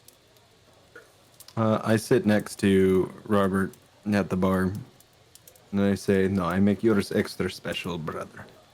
And then I do some extra special and make his taste even better than what everybody else is having. He's like, come, you spoil me, Team. He gobbles up even more. All you do to change his is actually revert it back away from risotto. It's just porridge with a little bit of cinnamon in it at this point. Not even a lot, just a little bit. It's basically what she made, but with cinnamon. It's very good though. For him, it's ideal. Absolutely. So what we're saying is porridge is the food of the chat gods. Porridge is the food of the chat gods. Salt. As people have clamored up to get this food, you're taking the opportunity in a new location to do some salty, roguish business. As you do, collect 16 gold coins and 5 silver out of a pouch on a nearby table. However, you do also know that people are probably going to come back to their tables very soon. So how about that investigation, guys? I think it's probably. Hold on, let me just finish my. It literally slides off like all in one piece because it's still this awful glue of a porridge, and it kind of slaps you in the face. But you love it. It tastes so good. Yeah, do the windshield wiper technique.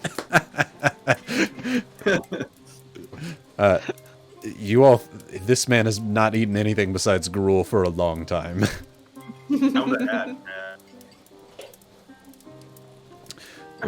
What's the plan? What are y'all doing? Should we do a little investigating before? Like, should we do a bit of a stakeout? Or we can go check these locks that got broken. Oh yeah, well, I think we should. I think the best plan of action might be to check the locks, see if there's anything common about it. Right? They break them a certain way, maybe, and then I'm thinking maybe we could go back to my shop. I can kind of maybe with your help. Work some kind of cool little trinkets inside a lock, a dummy lock, if you will, and replace the locks I made. So that when the perpetrator comes in and they try to, Yeah, that's Pretty smart. good idea. Yeah. Yeah. Sure. I don't know why I didn't think of this earlier. I mean, I've probably done this by myself. It's the but anyway, porridge. No. I need your help. I definitely need your help. So yeah, We got you, bro. Let's go. And I sort of start ushering everyone out. Team, you see your group beginning to leave. Robert, sitting next to you, also kind of notices. He says, go. I'll be here. I'm certain I'm gonna need Do you mind if post-meal do you nap. mind if Atta stays with you, friend? Atta looks up to him and does a kind of horrible growl. It actually attracts some of the attention of some of the other patrons. Is he okay with it? Ata? You understood Atta to say, Oh man, I get to stay with Robert for a little bit. I'm so excited. Oh my god. Yes. Oh yes, I want to play with him. as he looked this horrible snarl towards him. This is his familiar, Gil, so only he can really understand him. But this undead jackal thing is snarling at everybody in there. Looks horrifying. However, it is Kermit the Frog-esque in its actual voice. I looked Quite at Robert. trademark. Yeah. I look back to Robert and I say, "Oh yes, he is very excited to stay with you. He wants to play. So I suggest you bring a big old pot of porridge upstairs, and he loves." And Team's gonna remove one of his ribs and hand it to Robert and say he loves to play fetch. Ah, did that hurt? No, not at all. As you do that, Atta jumps up in this vicious, like, right into his lap. And so he's like, oh! But Atta just goes, Yay, a bone. as it jumps into his lap, as he's like, oh! And he kind of waves it, and Atta just looks more at it. He's like, oh, I'm sorry, the dead still freak me out. Nothing against you, Team. It's No, it is fine. It is fine. It is all good. Just know he may sound and look ferocious, but I promise, he's good. He is excited to chill with his uncle. he reaches out, like, as if to pet Atta. How does Atta react? Oh, absolutely. I would assume Otto would be super thrilled. Yeah, as Atta Not too many people literally actually like to touch Otto. is snarling at him as if he wants to kill him. However, the head is doing the very, like, puppy thing, leaning up against him. It's very juxtaposition here. He's getting very mixed messages from this. However, he's starting to get the picture. oh, okay. I'll get a room upstairs. Just come find me later. I'll watch him. Perfect. Otto, you be a good boy, okay? Who's a good boy? Who's a good boy? He's a good boy, yeah. I am. I'm the best boy, actually. I'm gonna give him a little kiss on the forehead. Oh, And then one for Robert as well, and then I'm gonna head out back. You to kiss the Robert on the forehead. These are my little men. As you kiss Atta on the forehead, he says, thank you. I really like that. but it snarls, and Robert looks so very stunned at this interaction between getting kissed on the forehead by a skeleton and this jackal sitting in his lap. You watch his face not move as you leave.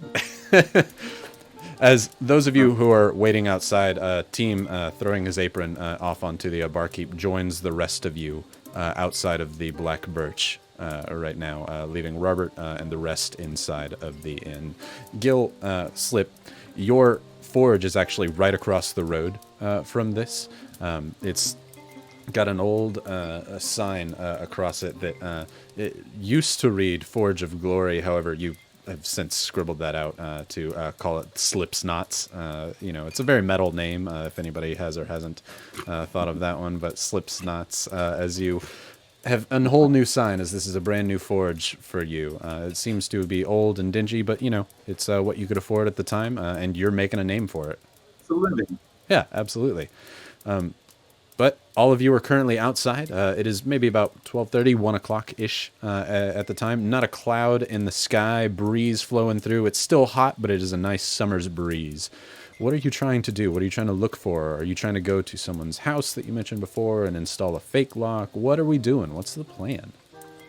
I'd hate to say we should split the party, but should some of us Do it. go and take a look at these locks, and then maybe some can go with Slip and start crafting these little traps?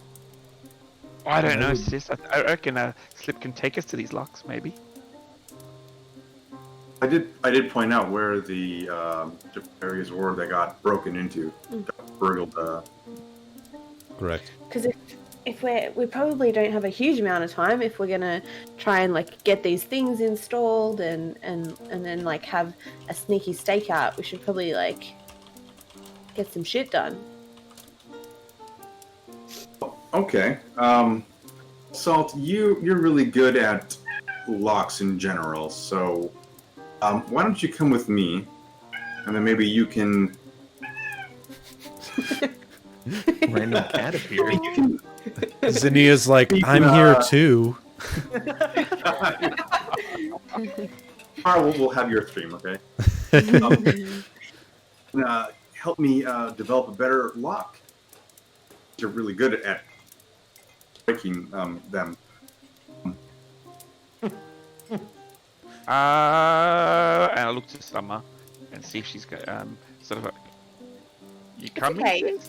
I think it's okay for us to. Have we ever been apart? Not that I know of. I don't think so. In the party. Oh yeah, we split the party last week. Oh, We that went was like together. literally around the other room. Yeah. It's okay. I think we'll be okay on, you know. 10 minutes later, Keep our after friends the down. town's burning down. I missed you. I think we'll be safe. I think we'll be safe. We're not on our own. We're not with those like weird circus people. I think we can trust the group that we're with. Especially now that the paladin is going to sleep. Yes. So we never need the paladin. No. Also, quick pause. Gil, chat demands that you get an inspiration point for having a cute cat in the background and then being able to see it, so you can thank the chat gods for that one. Well, Damn. I'll have to go back to Robert and thank him personally. There you go. Will, give me Sadie. Bring me Sadie. Everyone gets their pets. Wonderful.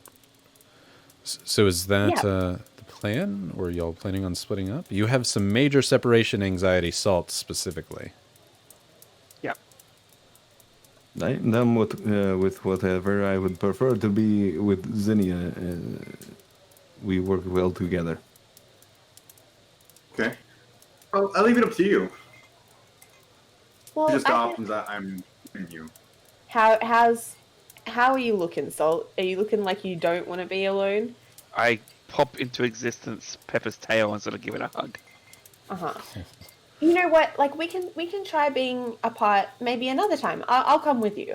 I think I could probably help in some magical ways maybe. Okay, that sounds good. That's great. Let's do that. Yes. The tail, Pepper's tail pops out of existence.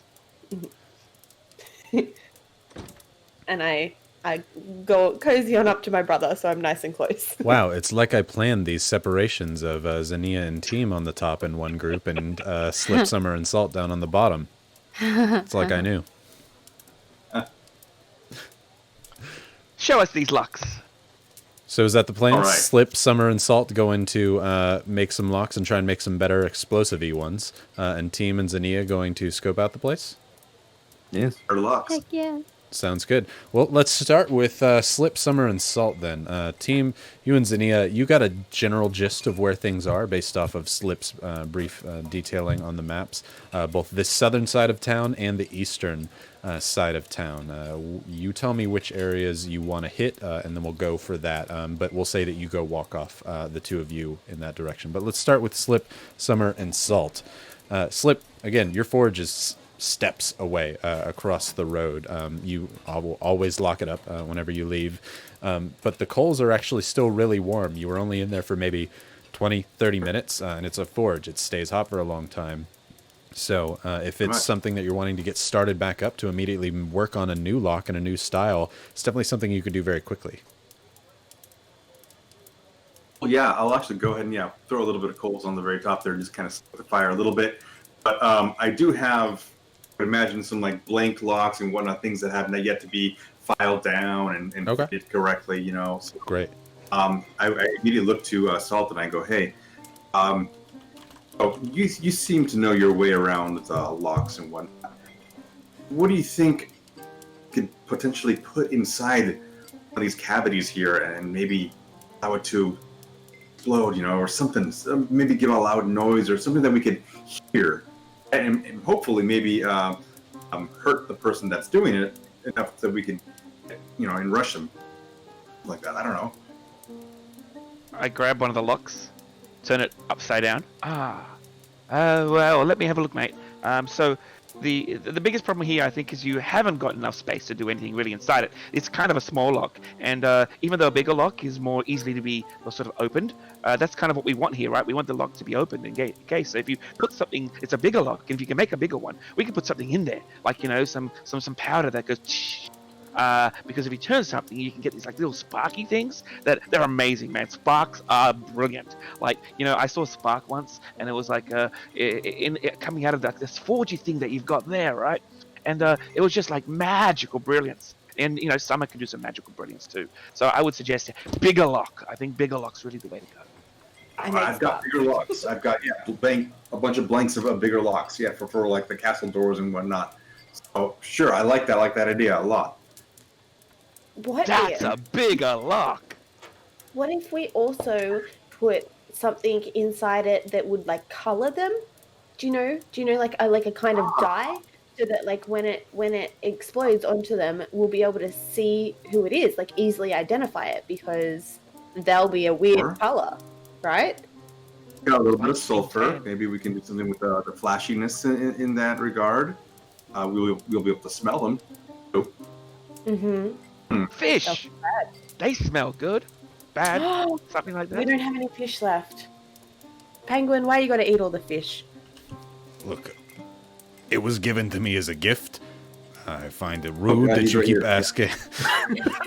Find it rude that you keep asking why I do things with what is given to me. I don't ask you what you do with whatever you rats do, but it's my fish. You never give me anything, so. Hey, whoa! I give you all the love in the world. You're the one who stuffs me in a hat. Okay, it's not my fault. I give you a lot. Okay. He gives you just a really warm little. It's like a stuffed toy. It's the warmest of hug. As he's like, get off me, get off me. But it is lovey for the second he is hugging you. Okay. Yeah, I gotta remember that. All right. I have this, and I pull out my disguise kit, and like there's probably some colors and stuff in here that we could put in, right? Yes, yeah, exactly. We can make it like a bright pink or like a yellow maybe, or something that's easily seen like in moonlight. That's a great idea. Do I have any got the springy thing here? Springs work well. They make things go bouncy. Yes. Yeah. What I could do is I could forge a little plate that goes in front of the spring, so that when they turn the lock or try to break it, you just go right, it's right out, and you can have whatever you want in a little like cup. Well, that breaks once there's force applied behind it or something like that. Yeah, this is good. This is good stuff. Okay. How many do we need, you think? Well, how many thefts are there a day? Typically one a night or so. You've never seen more than one. However, that's just what you hear in gossip around town. You don't know that to be for certain. Oh, so why don't we do one, and then Summer can do her telling everyone how awesome it is, and tell everyone you've created a brand new, impossible to break lock. Because I know I'd want to see that lock. Mm. But they'd want to test it, and I would hate to be right in front of my face and. So maybe we make two. 2 or 3, I'm thinking. Fake one and a real one, so you can fake the real one.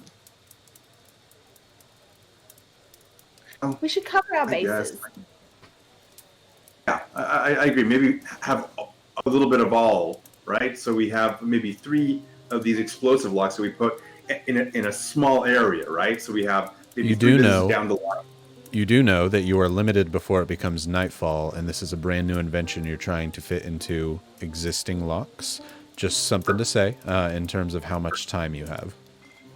DM, then how many do you think I could create? Even though that I have blanks in the back there, so I wouldn't really need to make the lock itself. It's more the mechanism itself, inside. I should say. Right. You're certain that you could get 1 or 2. If you really pushed yourself, you might be able to make the 3 like you asked, or a Discord. That would kind of depend on your crafting check. Okay. I will say I will try to make the 2 and make them good. Judging about the time of day it is, and I go, okay, well, I can try to make the 3. It might not be great. But what's really doing is exploding, so I'm weighing all the options here. Make 2 really good ones that work. That way there's no issue, so to speak. Then I'll do that, and I'll throw little pieces of metal in the fire, hammer them out, and with their help. I'll sit on the ground and pick up some of the pigments that I have in my disguise kit, and I'm definitely going to put some shimmery, glittering powder in there so it reflects off the moonlight. Pirate stuff, yes, I love it. Salt, how are you helping I will now learn out? how to become I will now learn how to become a blacksmith, so I can tell everyone I'm also a blacksmith. So, Summer, Your apprentice. Slip, the way we do things around here, instead of having multiple checks for things, to where, like, if you have 10 people do the same check, somebody's going to get it. We have one person who's the main person, and then other people help them out. So with Summer's ability of helping you out on how to do things, and Salt just in general helping around the forge, trying to be able to say he's a blacksmith, like, you want me to just hold this bar here? I'm happy to. You're going to get advantage on your check on there. So I'm also going to sing a little ditty while we are working. And give some bardic inspiration to my blacksmith buddy. Fantastic. What are you singing about, Summer? What the? Hi ho, making locks we go. I don't know. That one wasn't great. That's part of the song. Hi ho, That's the whole making song. locks we go. I don't know. That one wasn't great, but maybe we could do better next time as you go through. Slip, you were making the first lock as she's like, that one wasn't great. You could do better. That part of the song, you start to feel inspired, like, well, we could do better. So you have an additional D6 bardic inspiration and advantage. All right. And for advantage right now. That's a natural 2 and a natural 11. It's a dexterity. What Dex am I? plus your proficiency, because Okay, I'm assuming you're proficient in being this locksmith. Cool. That's 14 base, and I have the D6 inspiration. I will use it. Only a 2, so what did I say was 14? 16 total. I think you should have more than that. Correct me if I'm wrong. Your dex is a +3, right? Yes. Plus your proficiency, which is also +3. Oh, gotcha. Yep. So plus it. So a 19, which is far better. Cool. Well, we will, 3 better. yeah, we will take that. 19 is good, as 18 was what I was looking for there. So as you all are working, specifically, Slip, you basically you take like essentially an oversized key inside the lock and just scrape it back and forth, jamming all of the mechanical bits inside the lock out of there. You start breaking all the springs. It kind of breaks your heart to do so, as this was one of your nicer locks. However, the idea of being able to put in this spring full of colored powder, almost mica in size, we might say, as you're creating this tiny little cup that's just going to shoot out. Are you also looking for the explosive side, or more just kind of like a theft detection color? I like the idea of just having it. You know, I'll do that. I'll have this one be. It's a good question because I didn't say the explosive part. Is it possible that it just makes the noise and less the explosion? That would be far You hear like a easier little- than having a full bomb. Yeah. Sure. Then I'll do that because I don't see them both working together. If the explosion is happening, that powder's probably going to get atomized anyway. So let's just go with that, like a really loud ting noise that it makes. That is a good choice, I would say. As you essentially have this little metal spring that is going to hit the inside of the lock, and it's going to shoot powder out, but it's going to be metal on metal, and it's going to make like a bell sound as it does it. With your roll there, you're able to make both of those locks, no problem. However, it is taking you all day to do this as you're working with Summer and Salt, several hours. Which is good. You are excited to try something new. You're a smith at heart, and Summer and Salt, you're also excited to be working on a trade as well, especially one that you've never tried before, Salt. So during this time, Summer, as your now. you have now. You are a blacksmith now. Summer, you and Penguin McCool are both grinding up some of the powders for them to be able to use the pastels and whatnot for it to shoot out of there. And so that's what you're doing. We're going to pause and go over to Team and Zania as you all are, yeah, please. As with his little flipper, he has to like hold a chalk stick in one hand. Team Zania. As you were walking away from the forge, what part of town are you specifically wanting to investigate? The eastern side or the side near where you currently are? Team, do you want to hit up the first houses that got broken into more east way? I believe that would be good. We could keep semi-close to the rest of the group. That way we are not going all the way across town, just in case something was to happen. Okay. Not that you and I couldn't take on whatever would happen, but we just for shits and giggles. Just in case. Just in case. Yeah. Sounds good. How are you trying to find this out? Are you going to talk to people? Are you going to go knock on doors? Are there, I mean, what is the general demographic of this town? Is it a lot of humans? This is a very mixed race town. However, the predominant races here are humans, elves, and dwarves. But you see pretty much a bit of everything. There's even a few tieflings here. There are some Goliaths that are walking out and about and around. There's really not any race that isn't represented here at this point, which you actually do find odd and a bit curious. You've never been to a place that's this diverse, and that's something you kind of tuck away in the back of your mind. Cool. So we're not getting like weird stares. We don't feel unwelcome. No, you seem to be amongst mixed company. Oh. Team, this is an interesting town. Yes, I have never felt more out of place but in place at the same time. This is interesting. It's a good way to put it. So I feel like we can just talk to people and not get stared at weird. We do Operation Detective Duo. It will be great. Operation Detective Duo, I like that. You want to use your charm on some ladies like you did back in Oasis? Absolutely. Let's do this. Fantastic. So there are several groups of ladies, if that's who you're asking specifically to be talking to on this. Which ones would you like? As you're walking around, you're just trying to find a group that seems the most compatible to talk to. Seems that they're not just kind of in their own conversation, might just happen to be walking around. There's a few women in very nice looking gowns that are walking by that seem to be heading further off to the west, almost towards the coastline there. There are a few, there's probably 3 or 4 women that as they walk by, they smell salty, as if they're fishermen's wives or fisher women themselves. They seem to have come from the northern side or themselves from that westernly direction.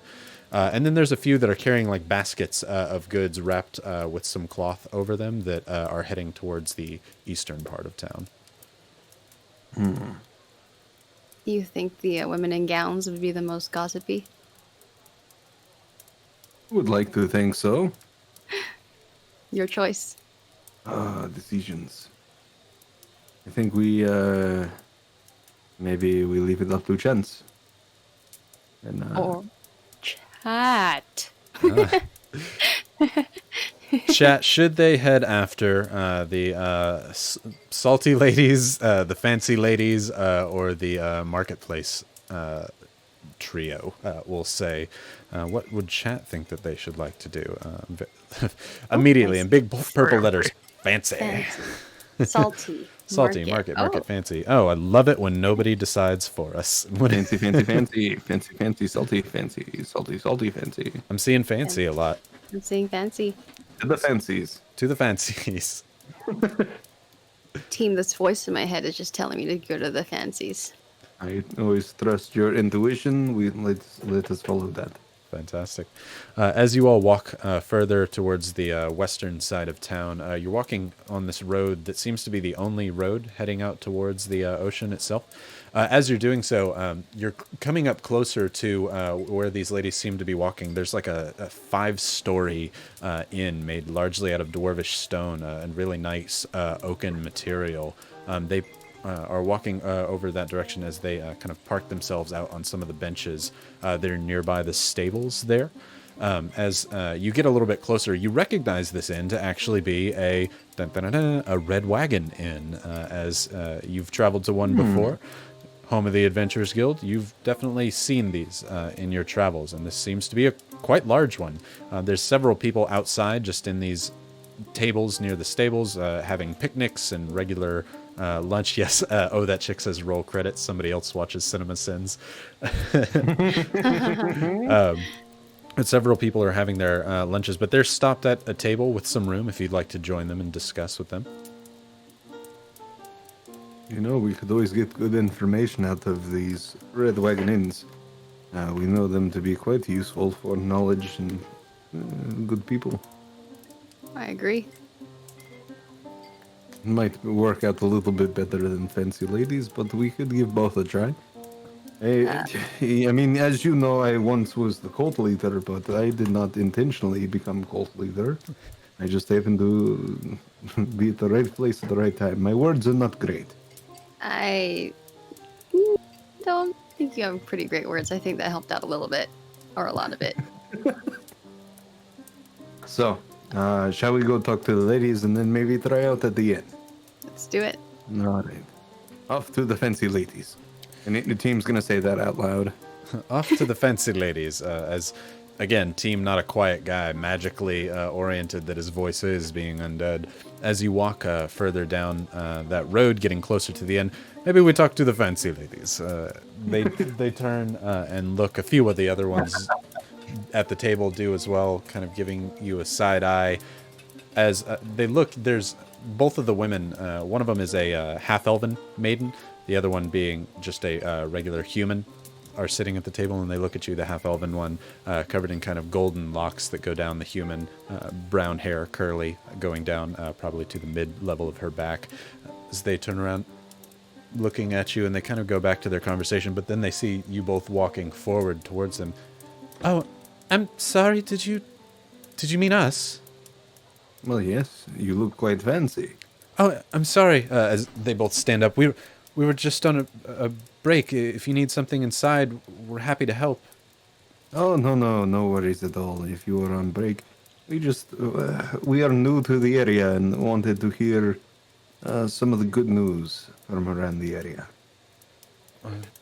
Good news is plenty here. If you're new, if you seem to be able to carry yourselves, as they see both of you in armor with weaponry and shields and whatnot.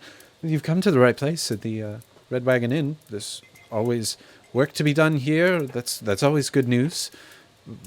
We actually both work here. Sorry, we're just heading to the market for a quick bite. But please, by all means, feel welcome to find a room, stay the night. We have nothing but the finest food in all of Ashborne, I would say. Well, I wouldn't want to bother you on your break, and I'm sure you are more than busy with doing the work for the wagon. They both kind of laugh and look at each other.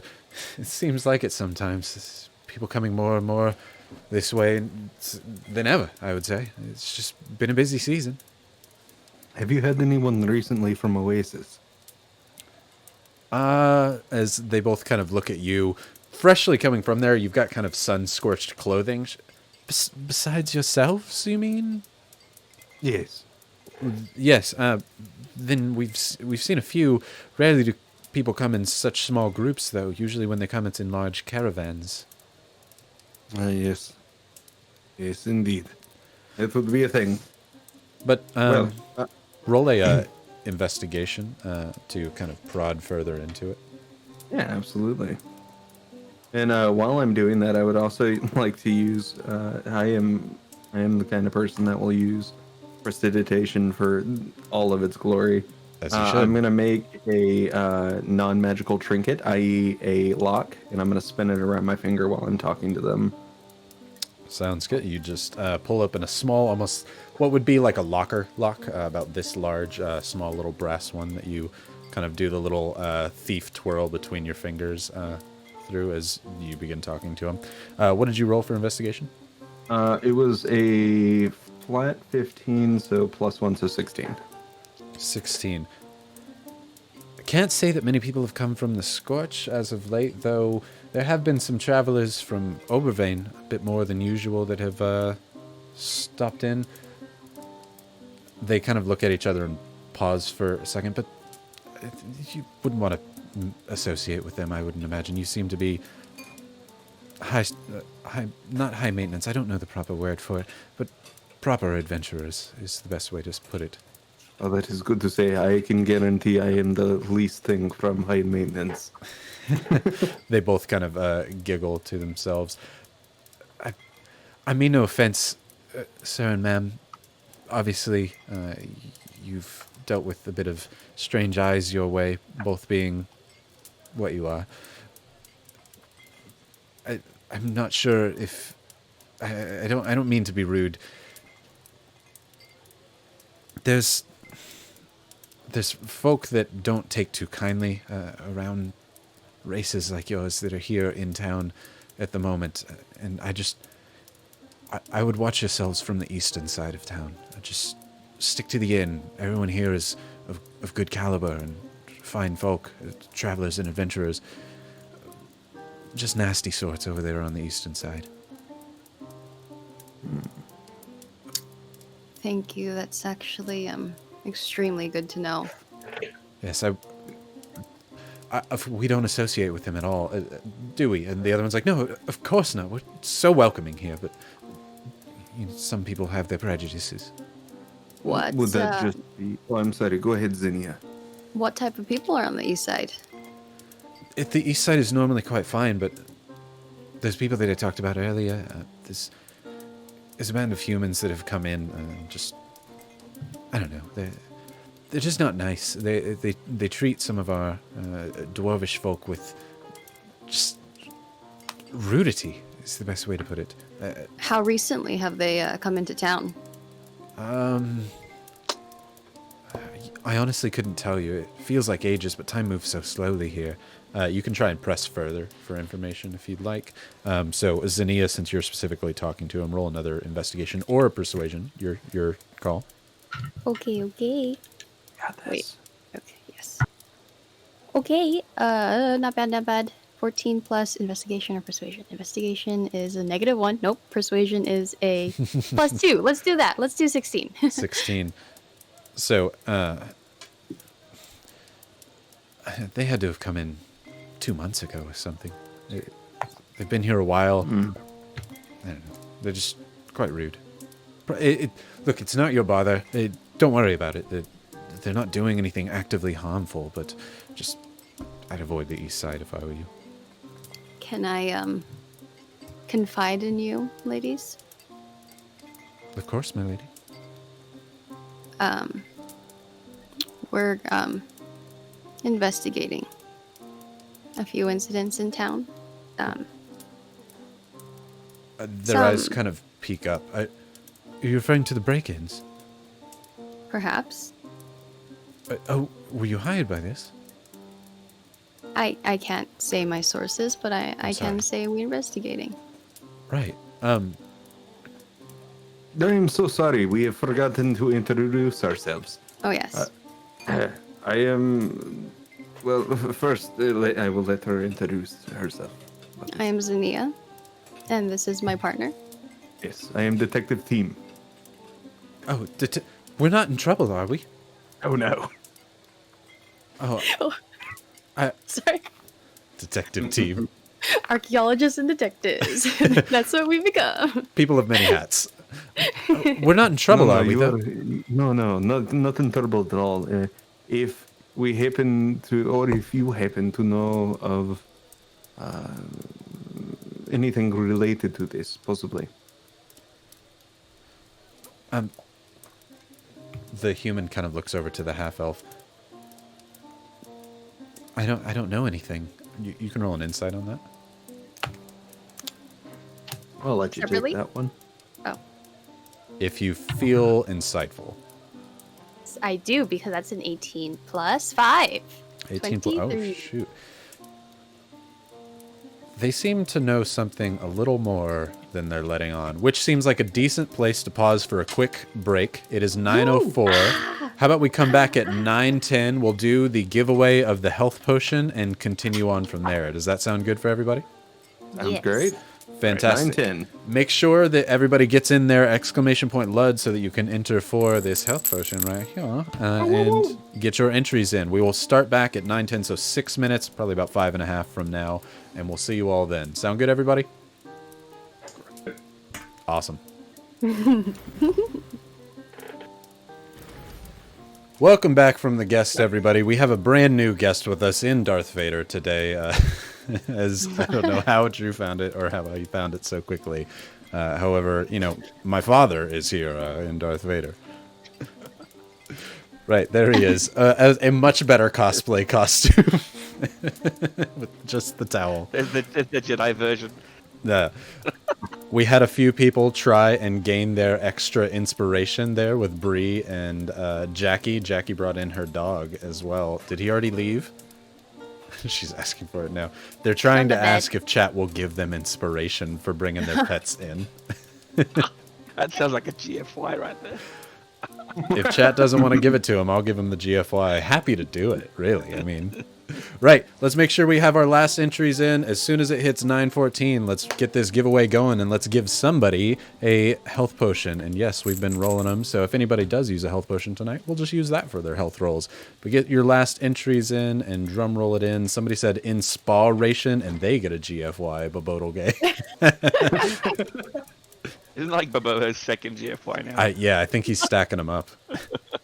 They want the doggo, but They want the dog. Oh, Jackie, if you just claim that there's a doggo and don't show him one, you're gonna get a GFY. Wait!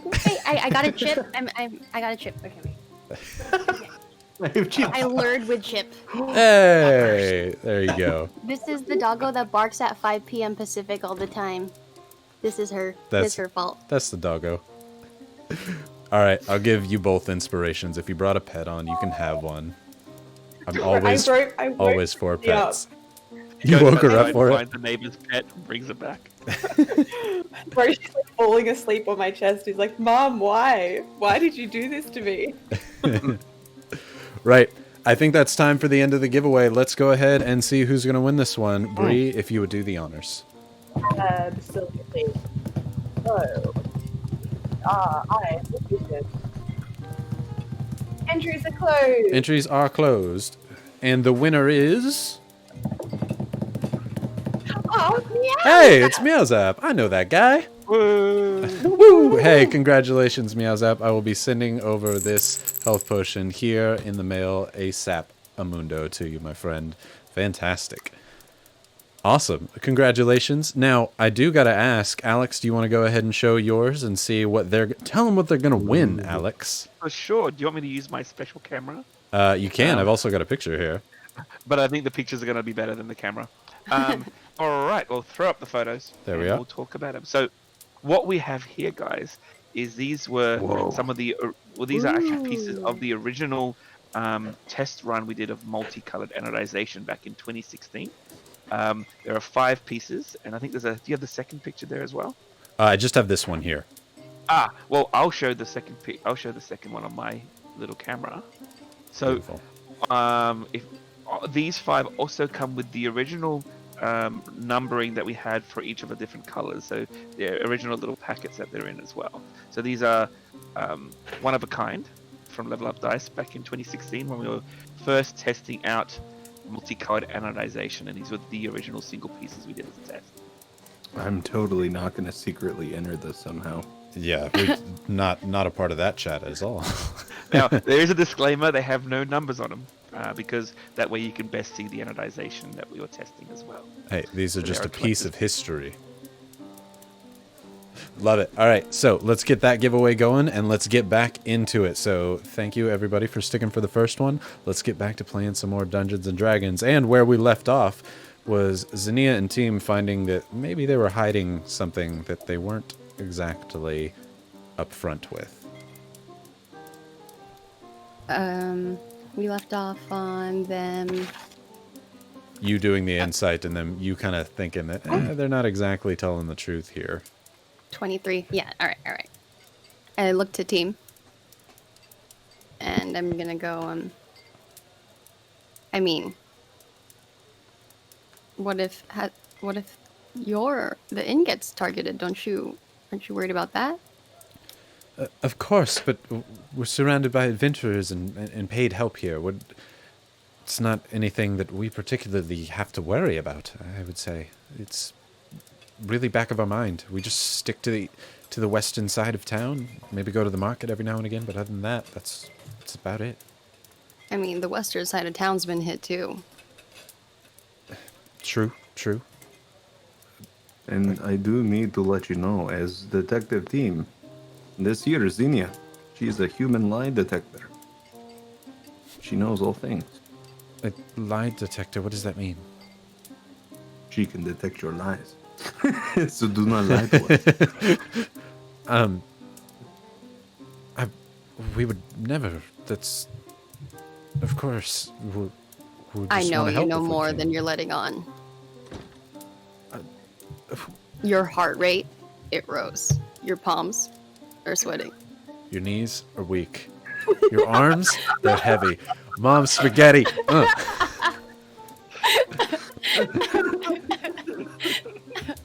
the DM get a DFY? Why would I? She started it. Oh man, they're giving me a GFY on that one, I think. I shall take it if chat decrees it. Yeah, okay, yeah, they decree it. Right, so for those who aren't aware what that means, what that means is at any point chat can say, hey, Rybonator, go fuck yourself, re-roll that one if they think that I need to. So totally fine with it. Sounds good. Right. It definitely didn't help us get a sun spear. No, not at all. Right. As they actually do kind of start to sweat just a little bit as you're talking. To accuse us of such a thing is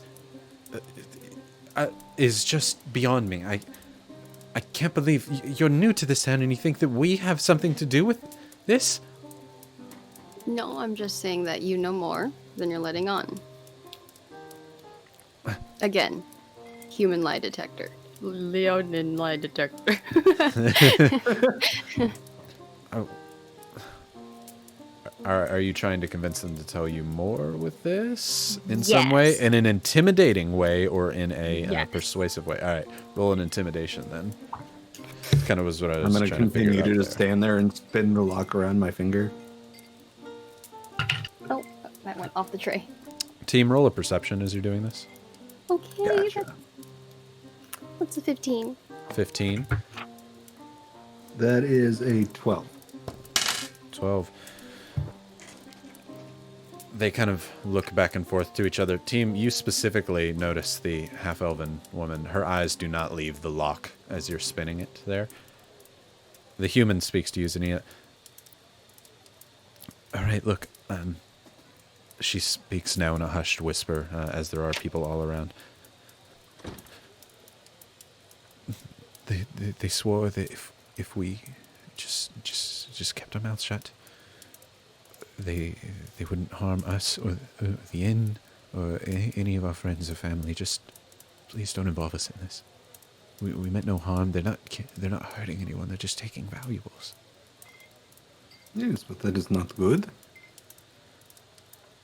It's not just and honorable. They are supposed to be adventurous. I don't Good people.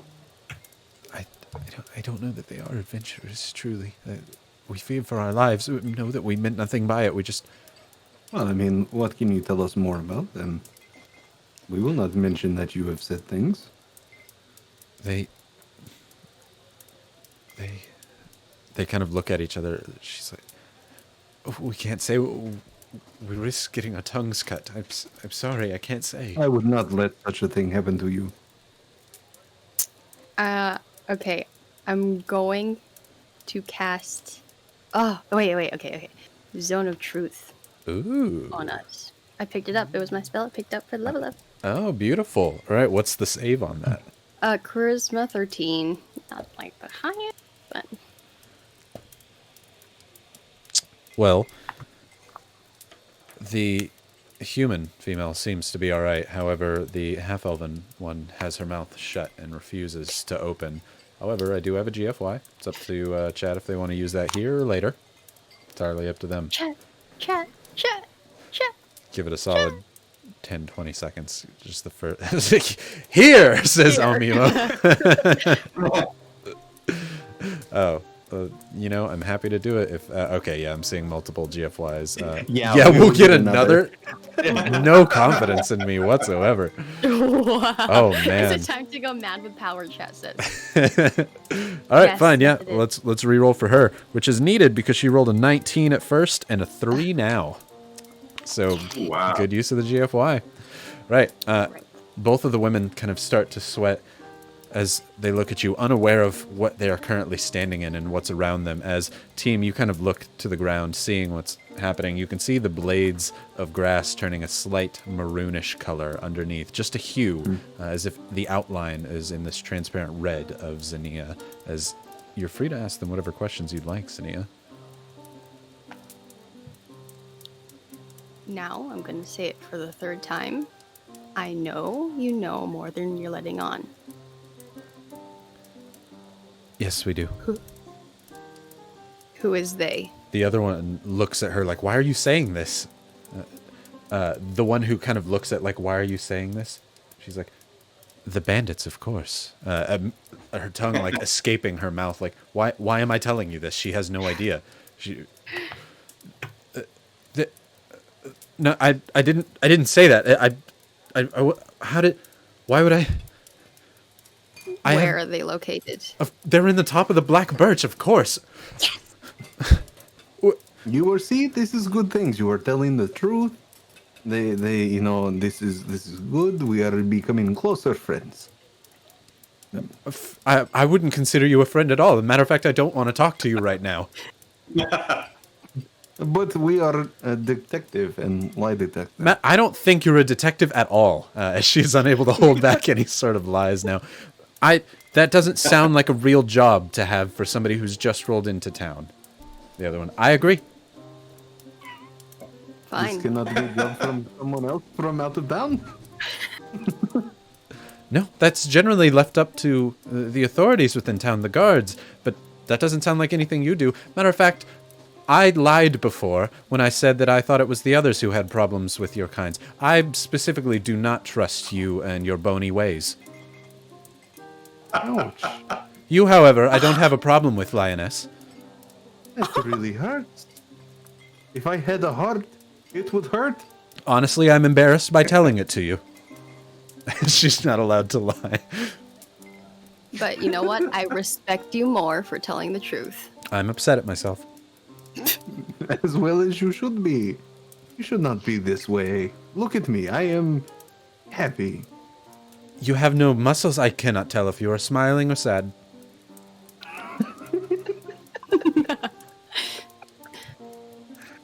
What? Gil's got it there.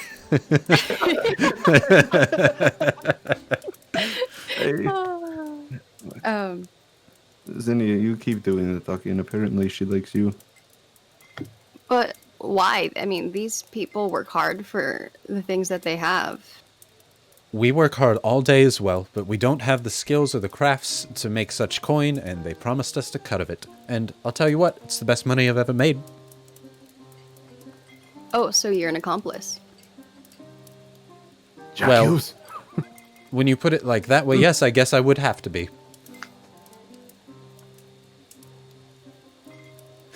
As Zinnia's kind of like, wow, this worked. First using it, it's working so well. Wow. Those GFI points really work for y'all in ways that I don't ever expect. Do you know where they're hitting tonight? They don't tell me those things. We just help make sure that the town doesn't find out about them. And how do you do that? Well, typically we make sure that the patronage that are out at night are either coming in to get drinks or are going home and going to sleep. We watch the streets around them. The other one looks up and says, hello. I pour the beers. Team, do you have any questions? No, I am done with these racists. Me too. I said I respected you, and now you've lost all my respect because you're racist. I'm saddened by that, but not by you, as she looks at the bony man. It's okay. The other one speaks Just up. know. To be fair, I'm fine with either of you. Well, I was You are until fine, you've but, I done will make this. sure to let the bandits know that you have spoken to me. Have a good day. They will kill us for this, and I'm very upset by that. Not just you. It is okay. Have a good night. We will talk to you later. Have a horrible day. As they sit there in their kind of splendor, like, good, I'm glad we spoke our mind. And eventually the zone of truth will wear off and they will realize what's been going on. But, you know, for the time being, they are just honest. Don't take it personally. Personally. As I walk away. As where are y'all heading to? Back to the group. So, to pause there, just because I saw this asked for a few times, and I think it's generally a good thing to do, and I just forgot to do it. Brief recap of what happened in the first part of the session. They made their way to a town called Ashborne, small town of about 5,000 people. A local smith there, a locksmith named Slip, has asked for their help in that there has been a lot of break-ins within town lately, breaking his locks, soiling his good name. He also might have said that he has skeleton keys to all those locks and can do nefarious things with them, but that's neither here nor there. He needs the help finding out who these bandits are so that his good name isn't soiled anymore, and people keep buying his locks. Since then, they have been going around trying to figure out what to do, as Slip, Summer, and Salt are making explosive kind of ink-type locks that will show who is doing the lock-picking should the occasion arise. Team also became known by the barkeep as the best chef around with his magical abilities.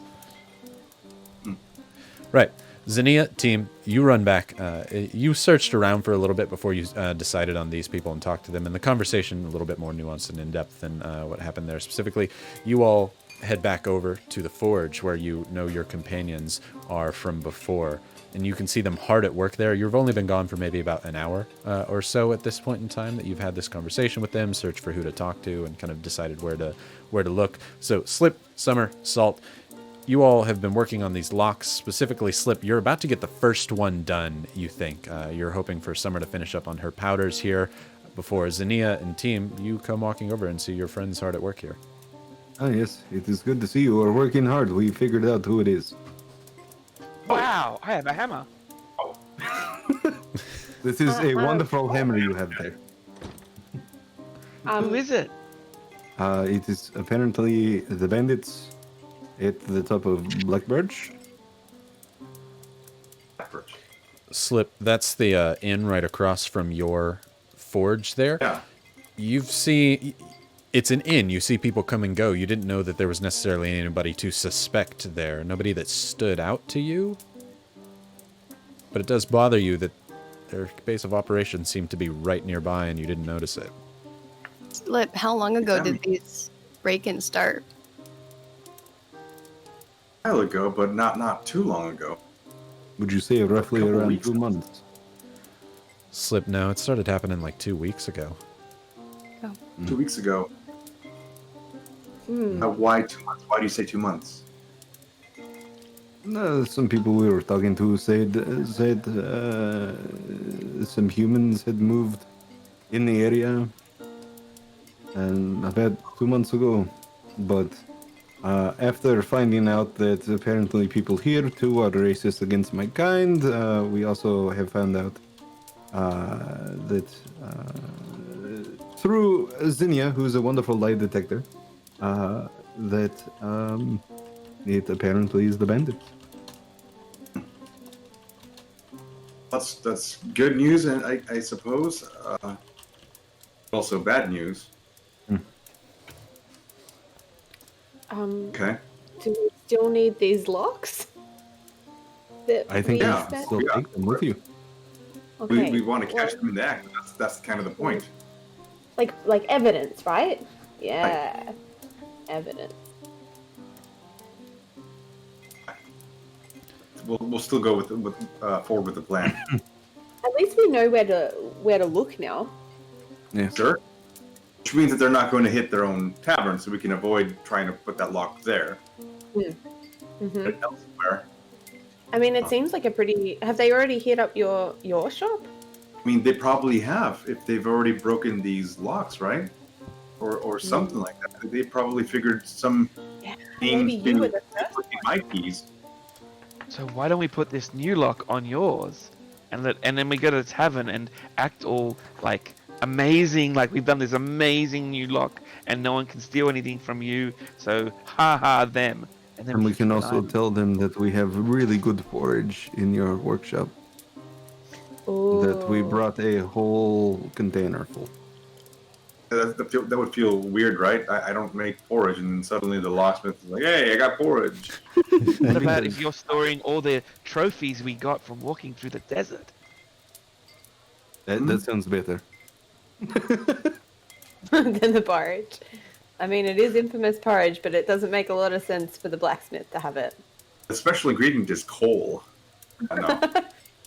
I mean, I also have something. Do you think it would be alright to show to our new friend here? And team gestures back at the cloaked spear on his back. Oh no, see, we're just pretending. We I tell was people saying there's we could something tell there. people that is in there. The last people that found out about that wanted to kill us. I mean, that is fair. Slip. Sorry, I'm not one for the good ideas tonight.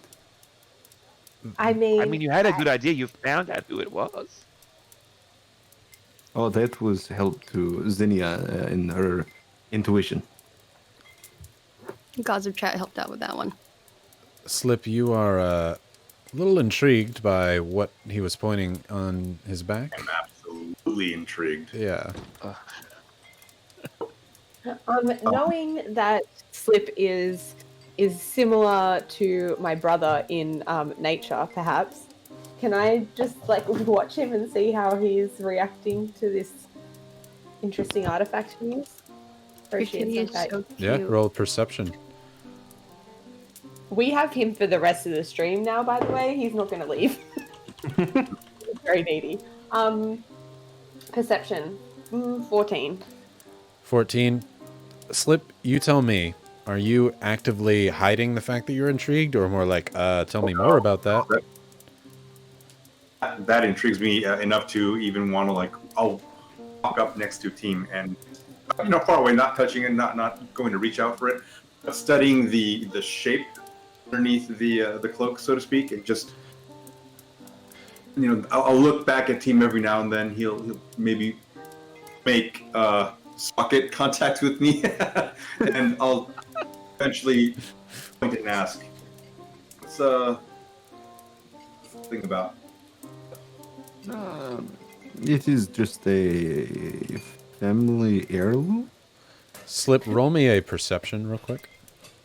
Can I roll a Can I roll a deception at disadvantage? Yes, I actually, in a second. However, Slip, I need the perception first. Did I hear disadvantage? No, you're good, you're good. Okay, 21 total. 21. Team, before you do a lie or anything, Slip, just based off of the shape of it, you work a forge. You know what presenting somebody something is like. This is a spear wrapped up in a cloak. So you know this is a weapon of sorts, just to put that there. As Team says, it's a family heirloom. can I assist Of team? sorts. Yeah, if you want to. Yeah, I'm gonna go. Oh, team, you're meaning this, and I slip into his pouch and pull out the little statuette of the Sphinx that we found before, and go, yeah, team's talking about this Slip. So you can do your deception normally, not at disadvantage. Okay. I'm gonna use my brother's dice. Ooh. Hey, that's a 14. 14. Slip.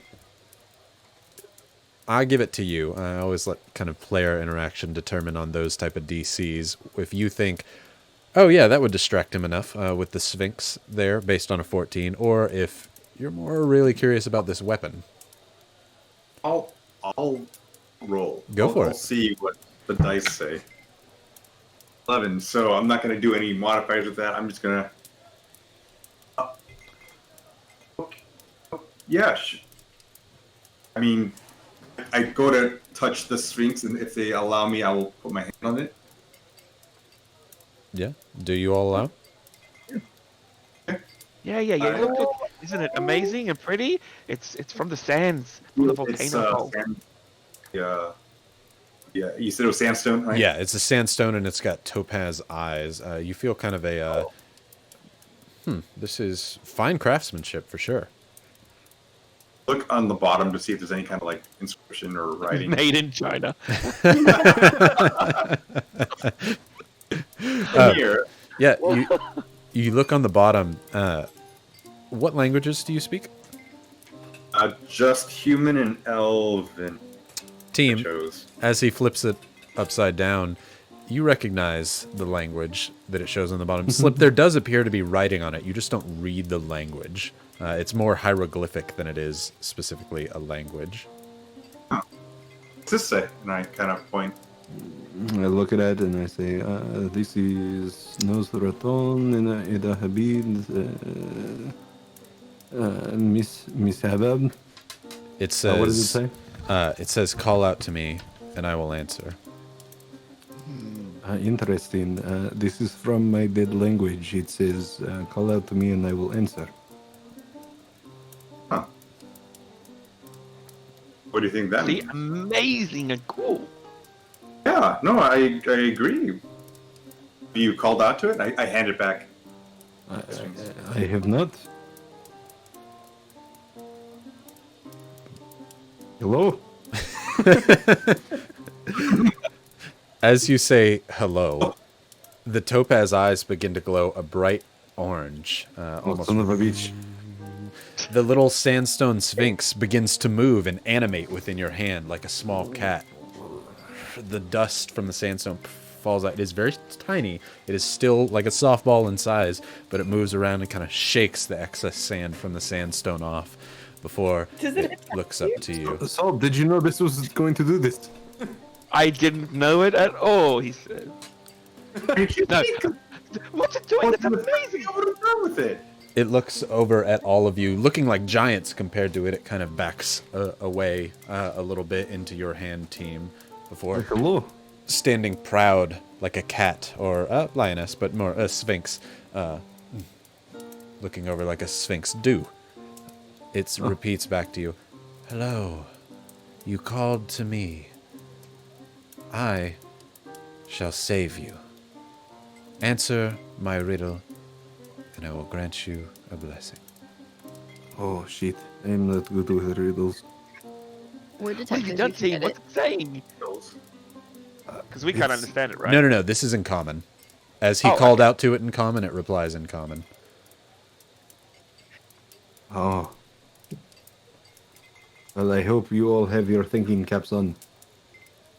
Wait, can you... Go to my back wall and I grab little thingy. Slip has essentially made really thin sheets of iron, almost like aluminum, as you put on a foil cap over your head. Like, all right, got my thinking cap on.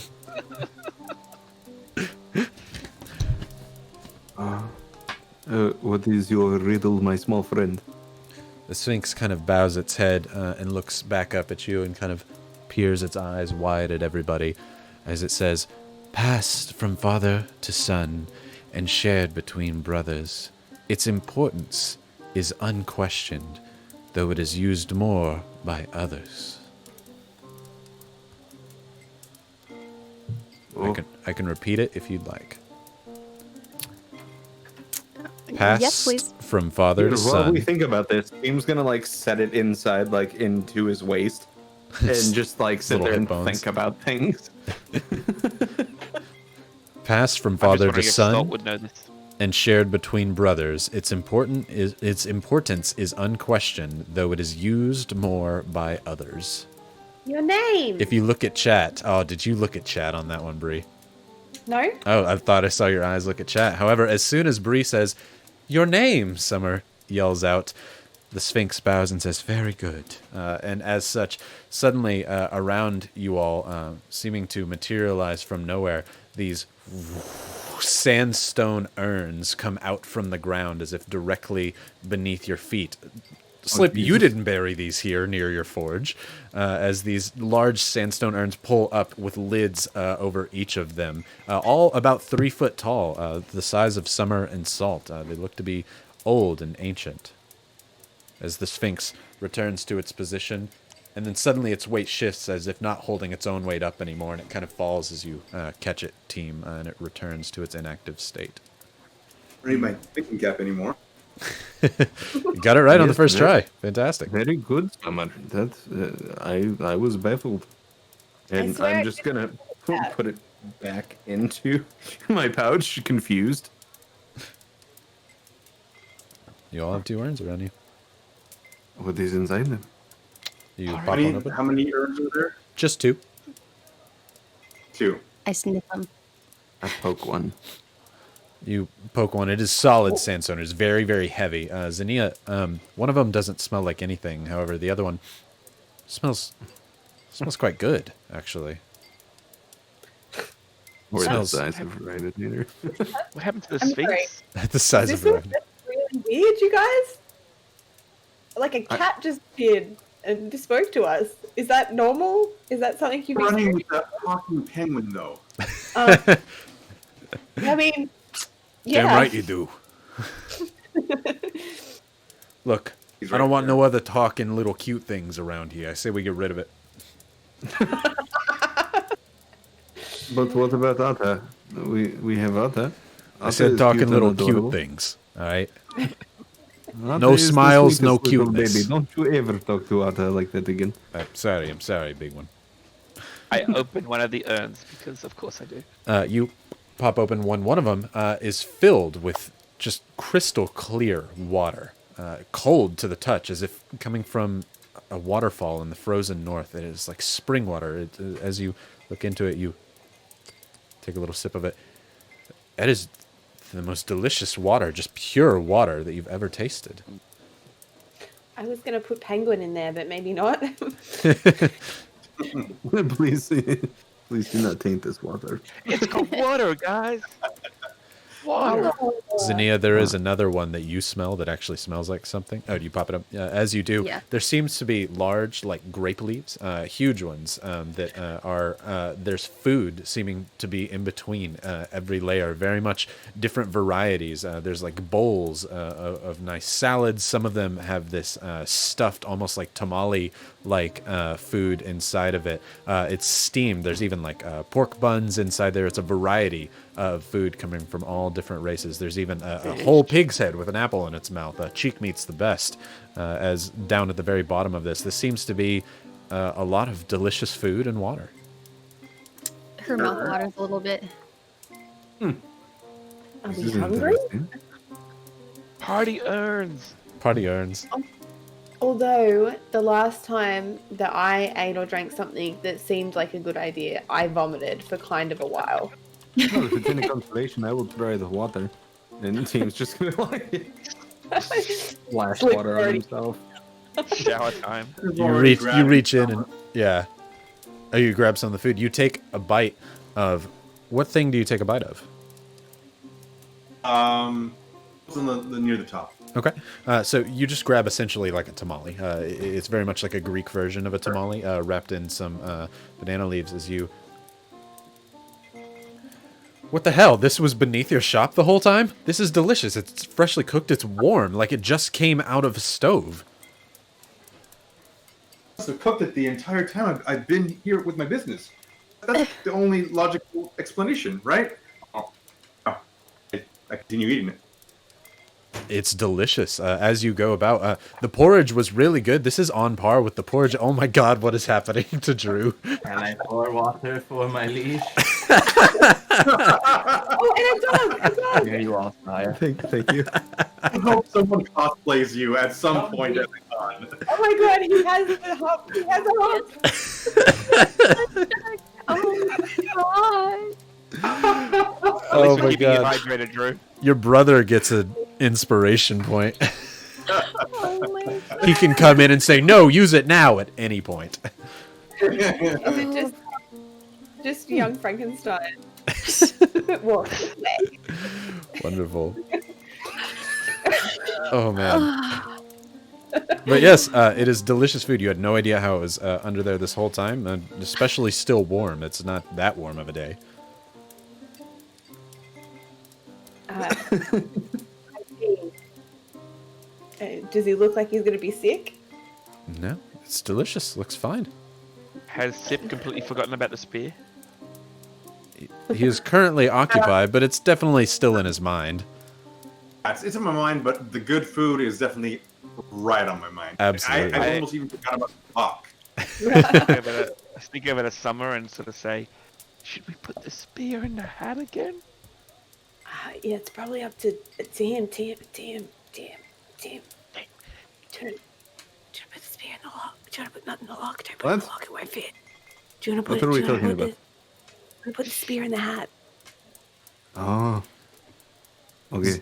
Zania, as they're talking about this food with your passive perception, you see in the corner of your eye 2 familiar fancy ladies who have run up to the door of the inn but stop and see all of you before one of them kind of backs away and runs where they came from. However, the other one runs immediately indoors in the inn as quickly as possible.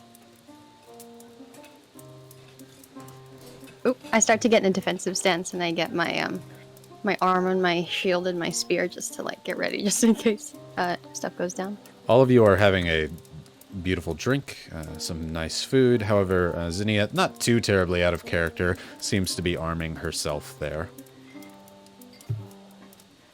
Can I help you? Spear in the hat, spear in the hat. Who are you asking, can I help you to? The girl that came in.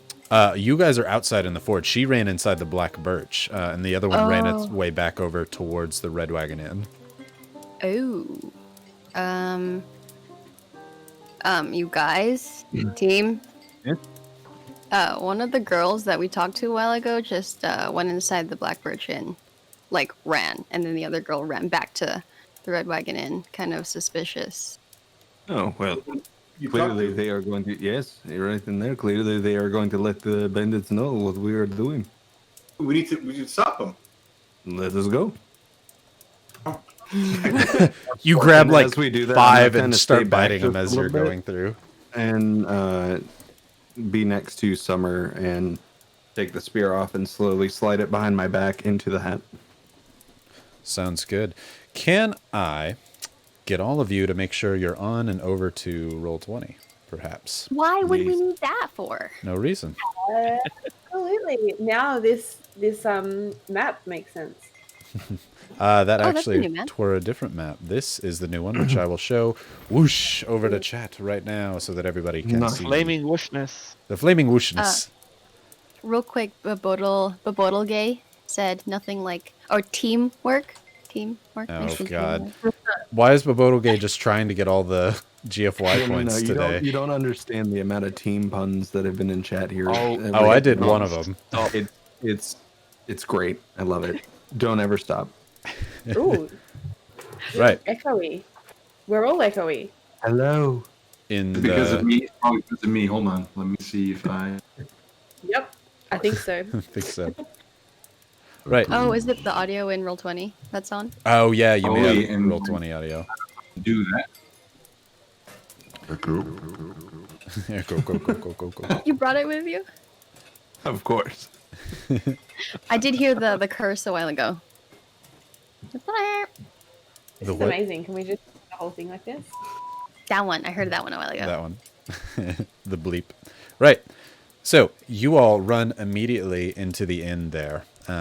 From the inn, you see the same people that you saw before. There's the couches around the fireplace there. There's the barkeep, who does not seem to be the same woman as before. It's a much older, kind of burly man standing behind, as well as a chef on the back end.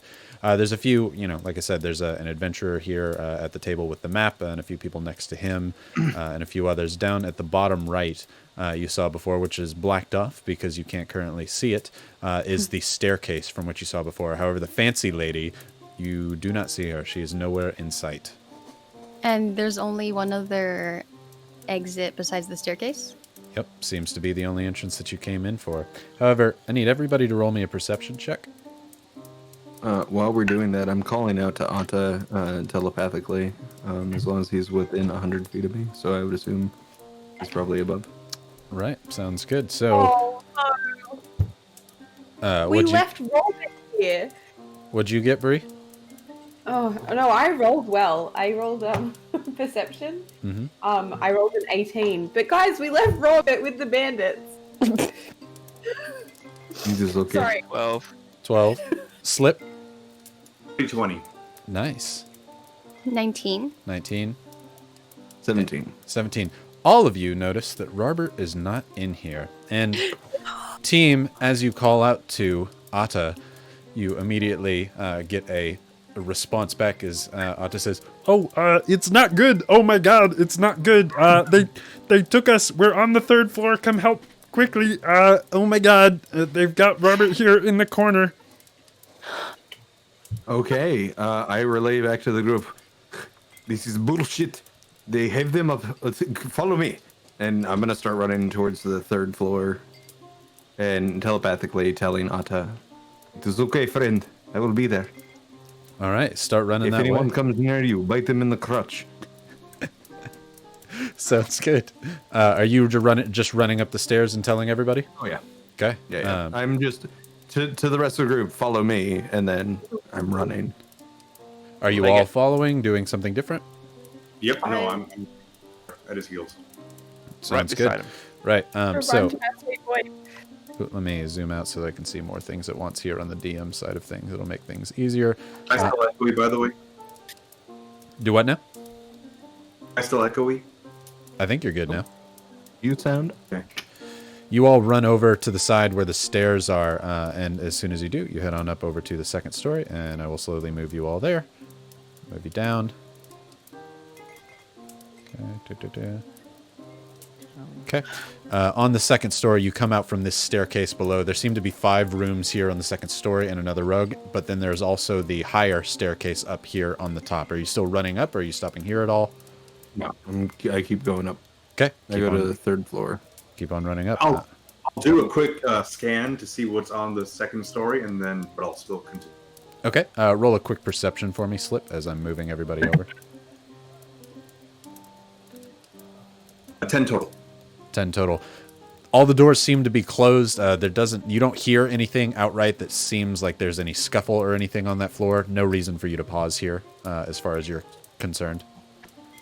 Okay. Okay. And then I roll it down. You all see, as you round up the side of this corner here, it's all black where you can't see anything. It does not mean that it's dark. It just means that there are walls there.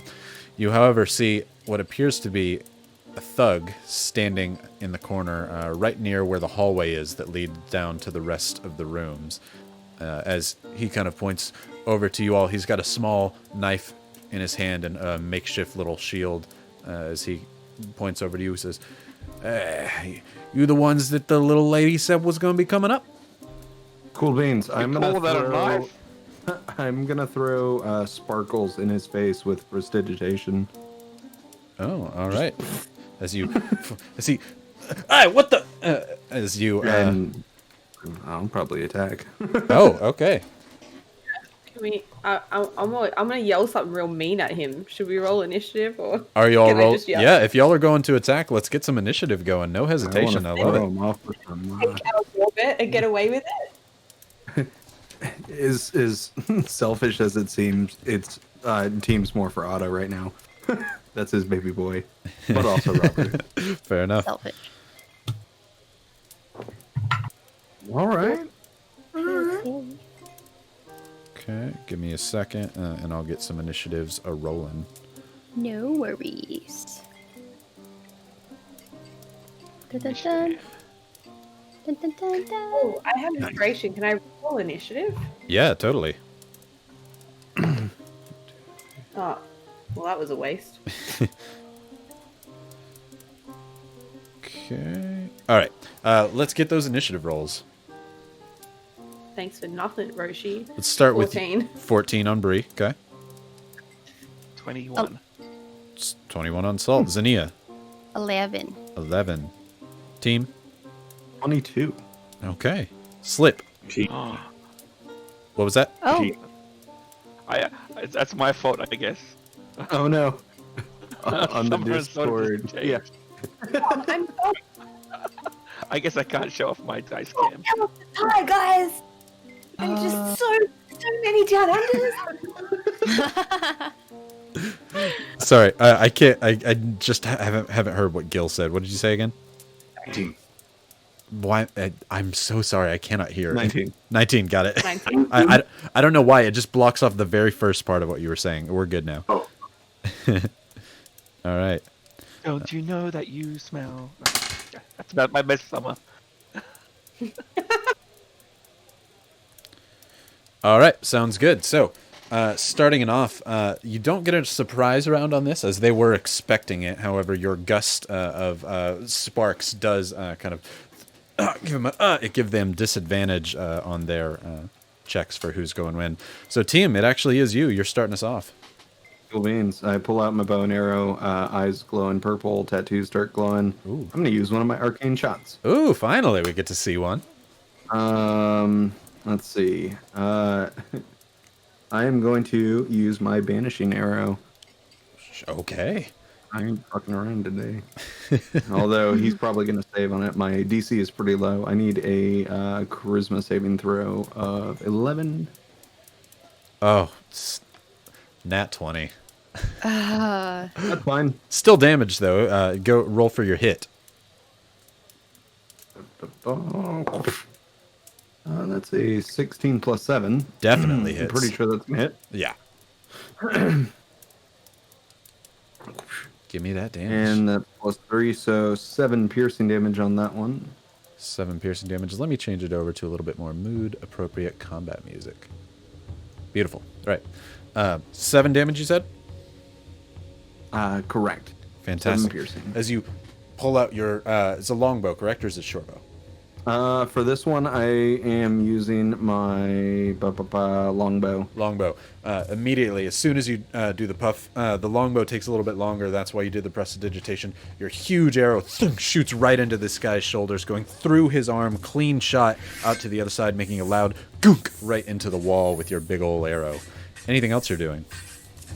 For a bonus action, I'm gonna try and take a step down where Salt is so he can move up higher. Okay. Sounds good. Right. I must try and get out of his way. Yeah, and you use your bonus on the arrow, correct? Yes. Okay, right. Then it's going to go to Salt. It is your turn. You are small enough to be able to Well, move through people. I'm actually going to run up along the wall Oh, yeah, especially you can do that. and land next to the guy and go ta-ta and go stab. What was that again? Ta-ta! Actually, I should be more summary right now. Ta-ta! Ta-ta! Slip. I don't know if you've ever seen a rat folk fight, but they fight dirty as he climbs across the wall over the side, ignoring the stairs, and coming down with his dagger right on this thug who has just been arrowed through into the back wall. Roll to hit. Yeah. Alright, so first attack will be the dagger, which 6 plus numbers. It's going to be 11. Does not quite hit. The arrow gets him immediately into fight mode as he sees you come running over, and he pulls his makeshift shield in front of him to block your dagger blow. And then I will activate my tail. Ooh. Do it. Roll to hit. With sneak attack. 14 plus numbers. 19 to hit. 19 definitely hits. And I'll do my signature move. The tail will come up between my legs and go straight up in front of me. Swashbuckler does give you sneak attack just by attacking, correct? It does, Just as long as double-check. no one's within 5 foot of me. 'Cause Beautiful. I am amazing. As your tail comes up between your legs and goes right up between his legs, give me that damage. Oof. Well, that's 2 plus 12 is 14 plus 3. 17 damages to the nuts. 17 damages to the nuts specifically. Team, as you pin him to the wall, he comes back, and as he blocks your dagger, suddenly the sharpest spear tip does not compare to the sharpness of this tail. As it goes right up the no-no zone and pulls up, you can see the tail come out like an alien out of his chest before receding back in as he... what the... Not sure what just hit him. He's dead. Absolutely. And that's my turn. All of you are thoroughly stunned. Seen this before, but not quite as brutally or as quickly. Slip, definitely you don't want to have that happen to you ever. That's my brother. I hailed. Right. You any movement you have left, Salt, that you'd like to do? Sure, I'll just get my tail to sort of flick off the blood. You flick off the blood as a boop sound. There must have been something else on there that you flicked off. Who knows what that could have been? As it lands on the wall, sounding like a bouncy ball of sorts. Who knows what it could have been, though? Oh, I love chat so much. They're fucking great. Oh, nuts. Someone lost their better nuts. Oh my gosh. Chat, that's an inspiration for chat. Right. Do After you guys that, know that castration has the word rat in it? oh my god, it totally does. Wonderful. Right. Ask rat, Ian. After that, I need everybody to roll me a perception check. oh no. Oh, D20, come back. The 7. 9. 9, 5. 11. 11, 21. 21. As you all are shocked by what's happened, Zania, your animalistic ears are not bothered by what happened. You're more listening. Being that you're directly next to the wall, you hear a large group of people in the wall nearby you. You don't hear so much noise coming from the opposite side over here as much, but you definitely hear some coming from this part of the wall. I look up to everyone else and I go, and I point. Right, as you hear some shuffling around before it goes to... that is Slip. It's your turn. So I saw Xenia point towards a certain door, or just that side? That side. Okay. I'm going to do my best little, minimization here, and I'll just pick door number 2, basically. Okay, sounds good. Go ahead and move yourself where you want to be. As this is currently a wall in front of you. Okay, so I would have to... Oh, hold on. I guess I didn't enable you not to move through it. You didn't see anything. You son see of a- anything at all. He just walked through a wall! He's so skilled. How does he do it? Oh, actually, are you saying you're using your specific thing? No, I don't have a specific... Okay. Oh, yeah. I was thinking something different. Never mind. Yeah. So the doors are over this way. You are currently just on a blank hallway wall. I can go... There we go. Got it. That's what we'll take. 1, 2, 3, 4, 5, 6. That's technically my full movement there. I will use my action to go ahead and use the other movement as well. Okay. And I'll get to 1, 2, 3, 4, 5, 6. I said second door, didn't I? Correct. Where did you go? Yeah, so technically this would have been the second door. Quick thing 1, for 2. you. I just double checked with chat. You can, as a rogue, you can dash with your bonus action. So if you still want to have your full Right. action. It's been a while since I played a cunning action rogue. No worries. What I will do then is with my cunning action. Yes, I'll 1, 2, 3, and can I enter the store here? Yeah, it's free action. You can open it if you like. Okay, there I am. There you go. As you open the door, on this right side here, you find there appears to be a hole blown into the wall by whoever was living here, combining these two rooms into one more secure version of the room. Inside the room, you see people running as if they were going to block off this door here. You see a thug with a small knife and a short sword, one with a axe and a shield, and then you see the Dragonborn from earlier with a nearby little skeletal jackal, both tied up into the corner there. Okay. I will see the seems like there's like a thug right on the other side of the wall there opposite me, right? Right. Yes. This one here.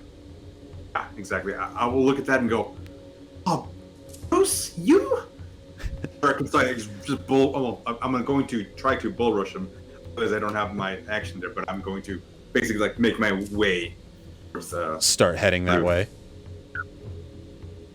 Fantastic. Right. Then that's going to go, because I think that's all you can do this turn, correct? Right. Let's go down to Summer. Okie dokie. I can just get in the door, I believe, with my 30 feet. 35. 35? You are a rat folk. Am I in the right place? There? Faster. I need to turn this off. Quit Miss looking at Scurry. things. That is I'm not a not door looking where at she is at. Okay, where's the door? Over here. Okay. So 5. I was here, right? 5, 10, 15, 20, 25, 30. 35. 35? Yep. Right, there's a door right Okay. here, yes? Right here? Do I know which way he went in? Right Oh, here, I you can't can tell. see it right there. This door down here is open. This yellow spot right here is a door. And then you're also standing opposite a door on the other side. However, Xenia did not say that there was much movement coming from that side. And they Sorry if I went didn't through make this that clear. door, right? Yes, he went through Well, that that one. door. Yeah. I'm gonna like bonus action to get over there. Not bonus action because I'm not a rogue. I'm Full just gonna action. use the rest of my full action to move up to the door. Okay, sounds good. You run and get right behind Slip. As you do so, you see Robert in the corner tied up with Atta next to him. Robert! As he tries to scream out for help. That's all I could. Right. Then let's go down to Xenia. It's your turn. All right, I'm going to go through 5, 10, 15, 20, 25, Thartai. Thartai. And then I think that's all I can do. Yeah, I can't see anything. Okay. You That can. is it, but You could use your action to move further if you'd like. To oh, yes. I always dash. forget about that. Yes. Go for it. 10, 15, 20, 25. Ooh. I see things. You do see things. You are currently also inside of Slip, so you have to move at least one further. Yeah. Yeah, there you go. And I'm going to take out my my shield and my spear. Fantastic. Holding ready to go. I love it. Heck yeah. Think that's all you got, unless you want a bonus action or anything. That is it. Okay. Team, you hear them cry out, Robert! Off in the other room, coming down the hallway. You don't know what's down that hallway from your current spot. You just hear them that they see Robert. Is it now my go? It is your go. Oh, perfect. 5, 10, 15, 20, 25, 30, 35, 40. Dash. 5, 10, 15, 20, 25, 30, 35, 40. So I'd be right on the other side of Bree. And all I see is a hallway. All you see is the door currently. Perfect. Right. You've got your bonus, but I don't think there's anything you can do. With that, I'm going to take out my shield and my sword. Good call. Getting ready for action. Salt, it's your go. Scurry. Ooh, doors. I will go to this one and open it. Okay. As you do, let me move something over here. As I realized I didn't move the other one earlier. You blast this door open and that door, because when you opened that one earlier, you can now see inside and see there are two people in the back here that you see, one holding a crossbow and one holding a short sword. You also see a woman in fancy dress huddled in the corner pointing your direction. 5. Do they look like bad guys? Yeah. Yeah. Right off bat, both aiming right towards the door. The one with the crossbow appears to be like a hunting crossbow. However, the bolts are tipped like barbed arrows, meant to inflict a lot of damage, not to hunt. Whoa, that's not good. All right. Well, Barbed bolts, not arrows, I guess. you know what? Actually, he's in his assault combat mode, isn't he? All right, but I will keep going towards him. I will then 1, 2, 3, 4, 5, 7. As you enter through the door, you see somebody off here on the right who had their held action to throw a dagger at whoever runs through that door. So they are going to Sneaky. do so. Not my squishy boy. Not the squishy boy. It does hit, so it's not going to be a huge amount of damage. However, you are still going to take 3 points of piercing damage as soon as you That was enter the my doorway. damage from my level. Hey, level up 3 health points. As soon as you do, this one here throws a small dagger that hits you right in the shoulder as you turn around, not expecting there to have been an ambush on the other side of this door. You're not too happy about it. And I'm gonna. How big is the dagger? Is it very, very small? It's equivalent to your size. It's maybe about 4 or 5 inches long. It is a dagger, not a sword. All right. I will turn to face him and then take a step forward and go, "Oi, mate! This is how you use dagger." And just stick it straight into him. Do it. I love it. Roll to hit. Just can never hit with this dagger. That's a 9 in total. A 9 to hit. To hit. To hit does not hit. As you run and you say, "This is how you use a dagger," he holds up his second one and blocks your blow with it very quickly. However, I know you have something else. And then I will follow through, going, "Ha! Made you look!" And then flick him with my my tail's gonna come up. I've got the dagger in my left hand this time on the right side, and act like a hand poking with a dagger. Ooh, do it. So it looks like another dagger's come out of it. I love it. So 13 plus 5 is 18. 18 definitely hits. Alright, sneak attack added to it, because we always add it to my tail. And not as impressive as the last time. 2, 3, 4, 5, 6, 7, 8, 9, 10 damages. 10 damages. As you do so, made you look. Your tail goes right through his kidney. You can see it come out the other side before it pulls through. He is bleeding profusely from both sides. Very bloodied looking, but not down for the count. As he, what the not knowing that you could do that. And that's my turn. Right. After Salt, we get to go to their turn this time. So, as you yell out, "Ha! Made you look!" As one of them, the one with the crossbow back there, says, "Ha! Made you look!" As he fires off a large bolt from a heavy crossbow. He is able to connect. So let's see. Oh, dude. Yeah, so that is 13 points of piercing damage coming your way. Oh no. Salt is very not looking good. He's bloodied at this point as the giant bolt flies through you. The same thing that Teams did sticks right into the wall. Team, you hear your friend cry out like you've never heard him cry out before. Incredibly painful. Robert, you are worried. However, you also hear incredible damage coming from the other side there.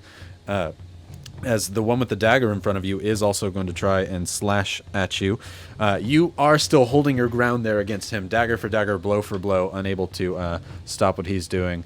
This other one here comes up and rushes you from the side, however, as you are doing your damnedest to avoid getting hit here, as this one with the short sword runs up and tries to plunge right into the side of you, but still you are nimble and quick, able to dodge those blows left and right. Lucky for you.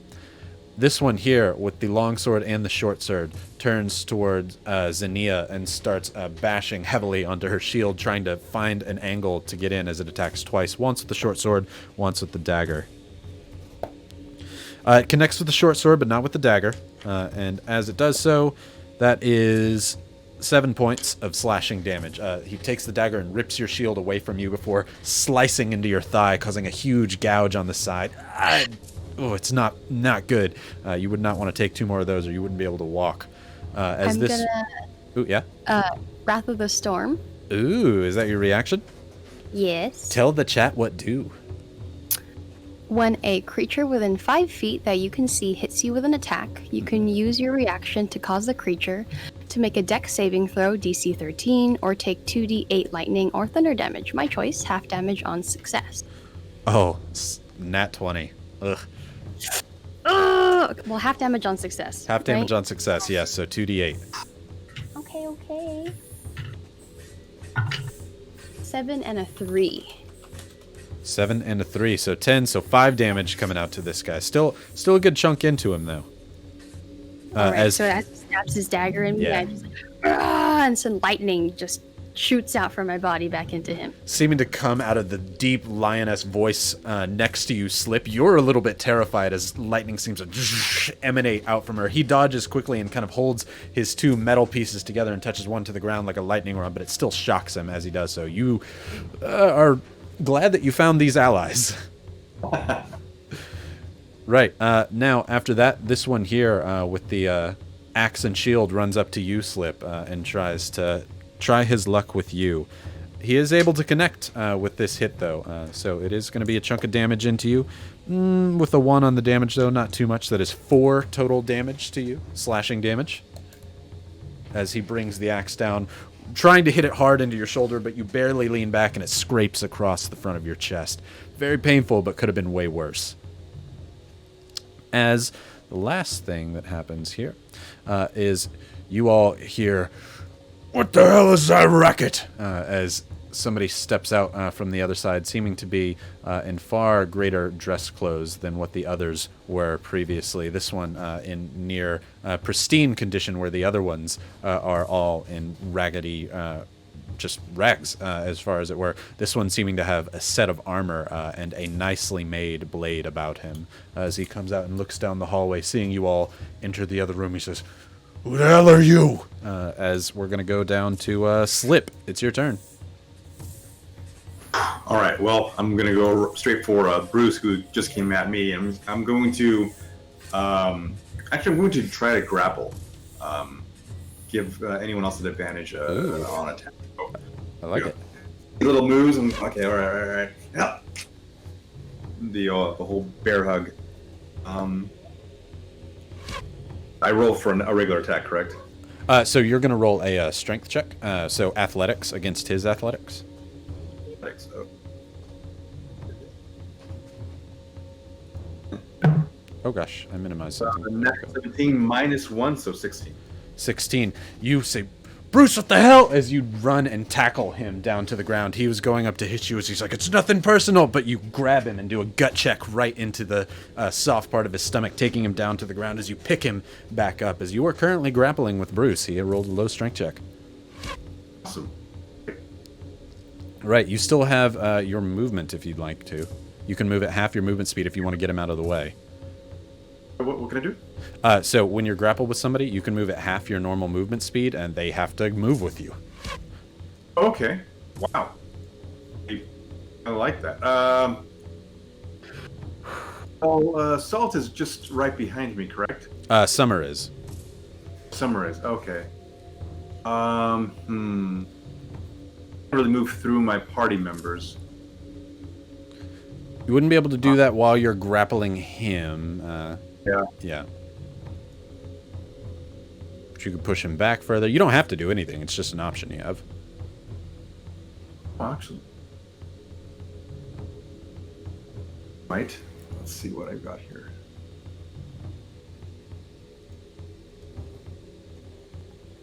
Whatever your gut is telling you. Oh, I think I'll stay there. You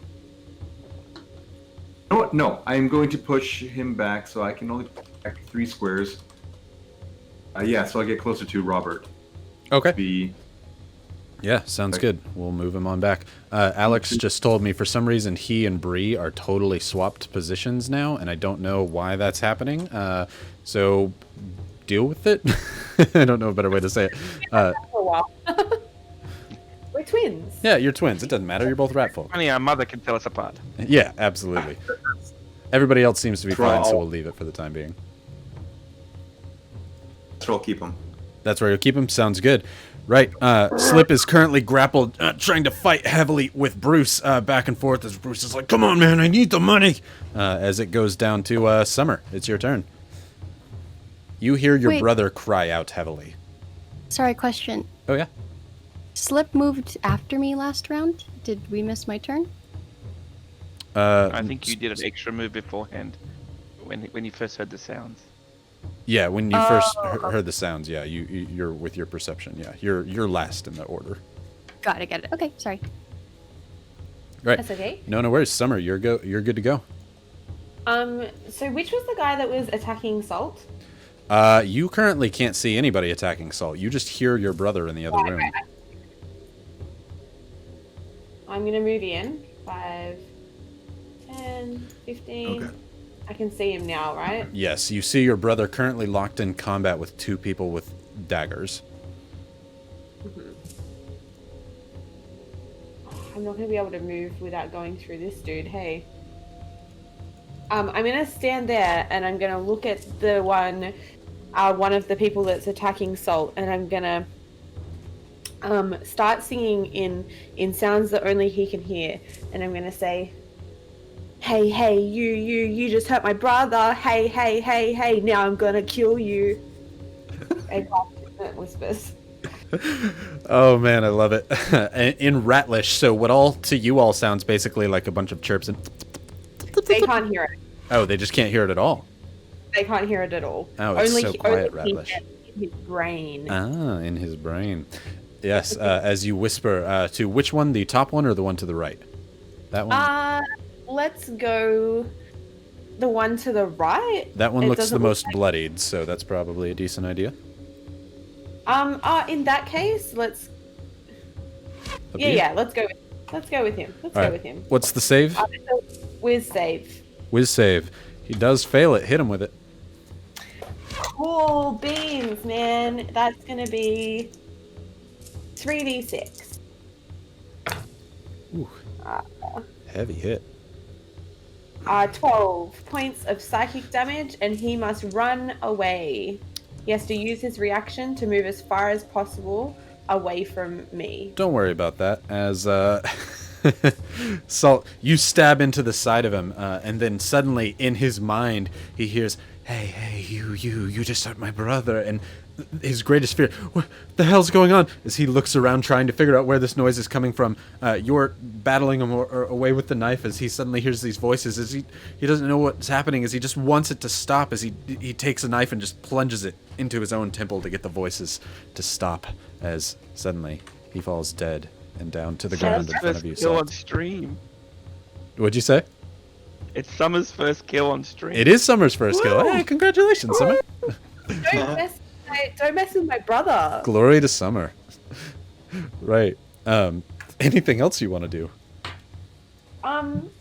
That's it. Well, I moved how Pretty many? good one. Oh, I'm gonna stay there. I'm pretty squishy too. I like to fight people far away. Zania, it's your go. All right. So I have this one person in front of me, and then I have one over there. All right. I am going to cast a spiritual weapon Ooh, do it. first, and then I'm going to have my little storm cloud to the right of me. Okay, let me pull up a little cloud icon for you. But go ahead and continue while I do that. All right. So that one's going to hit that dude. Ooh, 8 plus 3, 11 points of damage. Whoosh, as suddenly a thunderous bit of storm cloud comes next to him, lightning sparking. As he already saw you do lightning damage, you still need to roll to hit for the spiritual weapon. Oops, sorry. No worries. Okay, that's 17 plus things. Still hits. All right, cool. And then I'm going to use my spear to attack. And so that was 11 points of damage, correct? Yes. Before? Right. As the lightning explodes out from this thunderous cloud, all of you are hearing just horribly loud sounds in this room as you're fighting. But you see that it seems to be on your side. Team, you're very familiar with this, fighting with her for a long time. Zania, you take the opportunity to just stab in with your spear. Roll to hit. Oh man. 11 plus 4, 15. It is enough to hit. Yay. And then d6.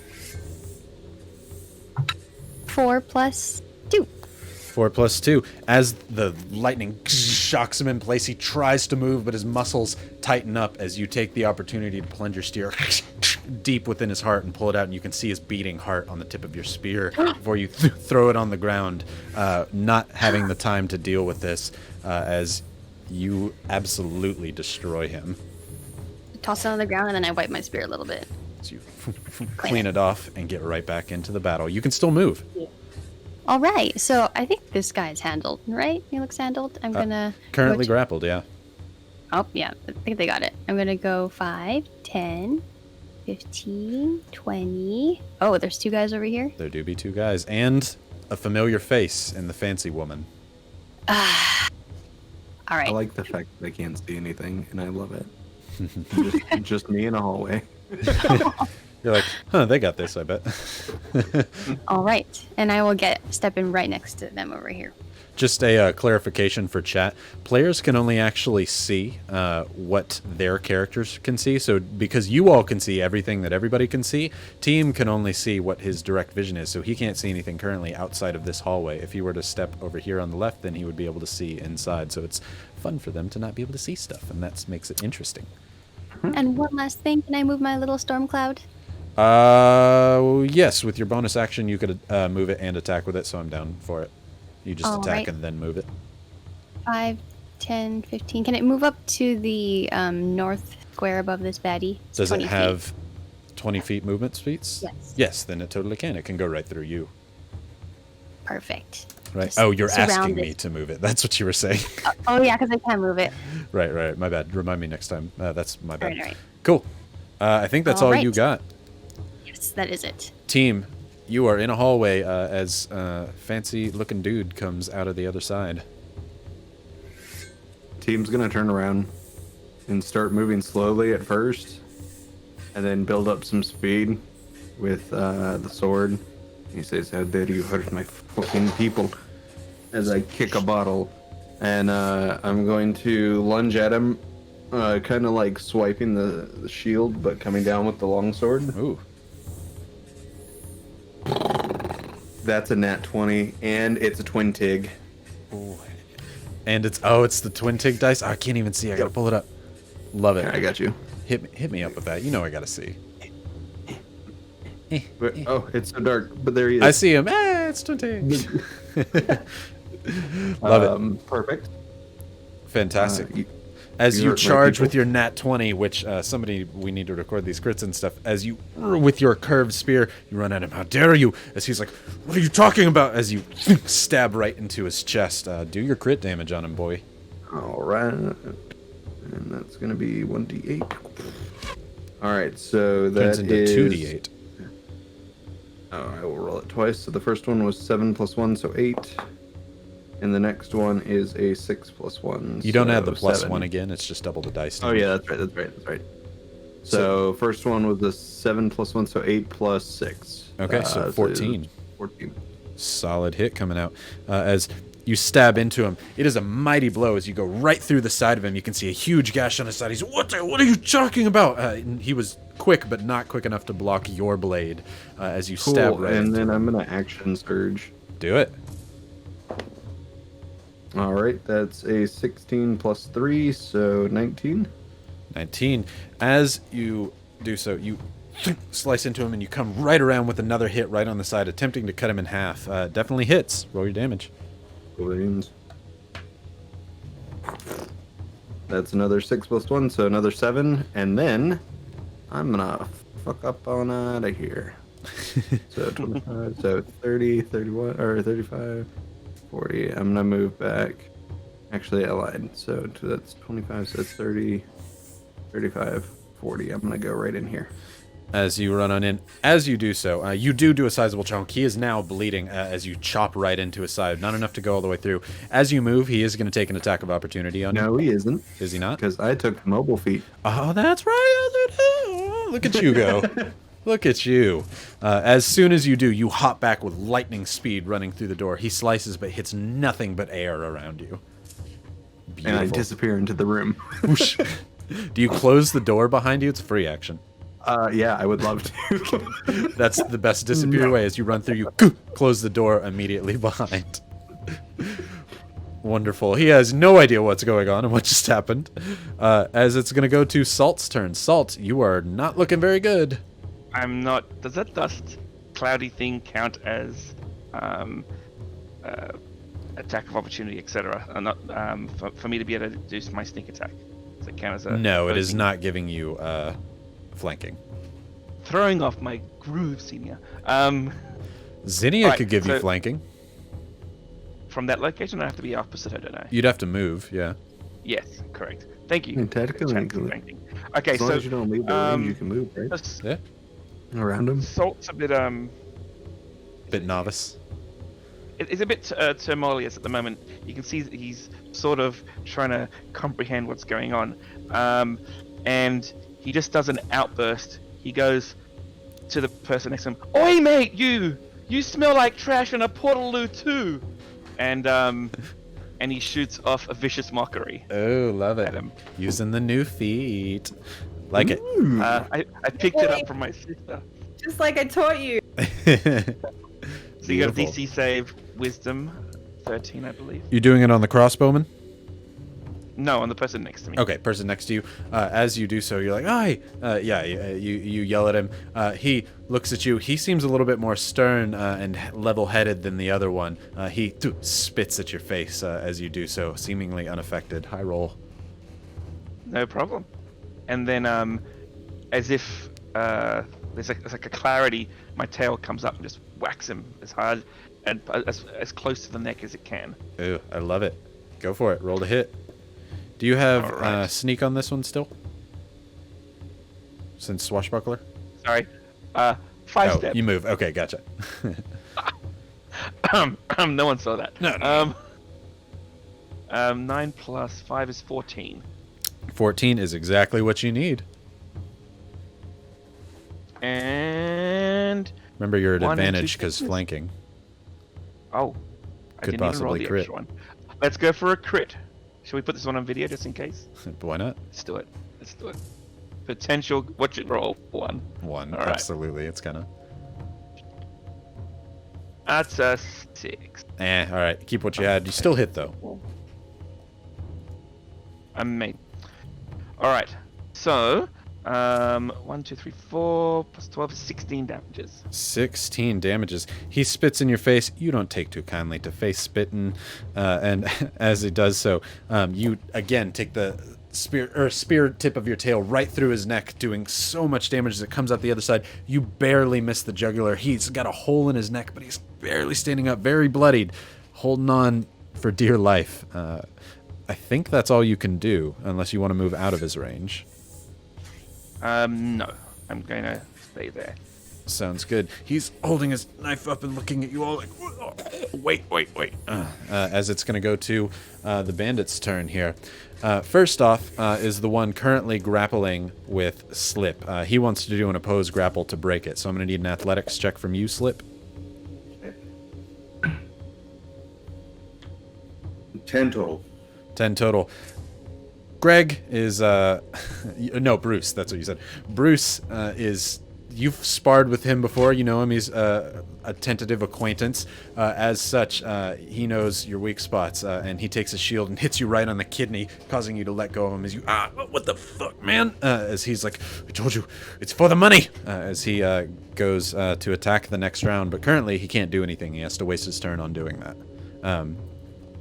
He is able to break free. The one next to Salt is not sure whether to attack Zinnia or Salt. However, you just punctured his neck, and he's going to do his very best to take you out. So he's going to slice once with the dagger. Man, I am on fire tonight. Sorry about that, though, Salt, as that's another nat 20. As No. it's a We have a dagger. GFY. Oh, hey. I don't. At least we have a you've got a cleric right next to you, right? True. That is 6 total with the 2d4s plus 3, so that is 9 damage coming your way of piercing. Is Salt unconscious? Unconscious. As you stab him in the neck, he returns the favor and slices right across your throat, leaving a huge gash as blood falls down your chest. As Salt is currently dying on the ground. We need to fix that quick. But the one with the crossbow, let's see. Actually, I'm going to leave this one up to chat. Chat, high or low? You know I love it when I ask for high or low from you all. I'm in the room and I can now see that Robert and Atta are not in this room. I am okay with this higher or low. No, I'm not. High, low, Salt, no. High, high, high, high. Low, low, low, low, high. I'm seeing mostly low. Is that what y'all agree with? Oh, no. Oh, no, I'm seeing a lot of high, actually. Yeah, let's go with high. All right, so high or low? High. Ooh, that's a low. He takes his crossbow and fires once into Salt on the ground. That is 2 death saves to Salt. Up. 1 more death save, and that's out. That's a bad deal, but hey, look, I didn't do anything. Chat did that. That's not me. I would never. As it goes over to big guy here, who is not a fan of you now, team. As you cause him, he opens the door, looking around and sees you. How does the door open? Does it open towards me or towards away from me? It opens towards you. Perfect. So I'm hidden behind the door right now. Yeah, And all that's you know there what? would be Zinnia. I'll give you that logic. He's mad, but he's going to hit Zinnia, seeing that that's not his Okay. person. So, sorry, Jackie, he screwed you. As It's this fine. one, with his nice blade, slices once and then twice into Jackie. The first one, actually, yeah, so we'll start with the first one. The first one hits. I know you have the reaction thing as well, if that's something you'd like to do. It is. Okay, sounds good. So he needs a whiz save, correct? DC Dex. Dex save. He fails it. Go for it. Sweet. I have a plan, Jackie. Don't worry. Also, Chad is Um, angry. Brian. yeah. Chad is angry at me. Oh, Is it I one have death a- save on range versus melee? I thought it was I'm- 2 for that's both. What I was reading. That's totally fine. I want to be fair. I just thought it was 2 for both. If it's ranged, it's 1. Then yeah, we'll just give you 1. You still got 2, Salt. And also, It's isn't it advantage to shoot against an object on the... Yeah, no, he was at disadvantage on that. Okay. And we can. Oh no, that guy's still there. What did I do? Yeah, sorry. Yes, disadvantage. He was disadvantaged from the guy next to him in the first place, anyway. So yeah, 1 death save instead of 2. My bad. Make mistakes. Right. So yes, he fails the other one. How much damage is that coming out, Jackie? In my anger, seeing the, I'm watching the crossbow hit Salt, and then I feel that slash in my back. And my eyes grow white with my lightning cumulonimbus, and I react with 13 points of lightning damage. Oh, as he slices the first time, the lightning coming off of your body shocks his body. He's like, who are you people? But the first hit does still do a sizable chunk of damage to you. That's 6 slashing damage. You can tell he didn't actually hit the mark very well, but his sword cut clean. It's just a very nice sword. As the second one also did connect, so he's going to attack again, which this time it is much higher damage. So that is 10 slashing damage on the second time coming through to you. So that's, was it 16 total slashing damage? But that's all he can do on his turn here. There's no one else to be doing anything. The fancy woman cowers off in the corner. Let's go back down to Slip. It's your turn. Bruce just broke free from your grasp. Yeah, and also I just saw... I was going to turn my rapier around and use the hilt of the sword to pummel this guy. I look over and I see that Salt has fallen down. I go... And I reverse my grip again and I just sink it right down. Oh. And I will roll to attack. Love it. The motivation.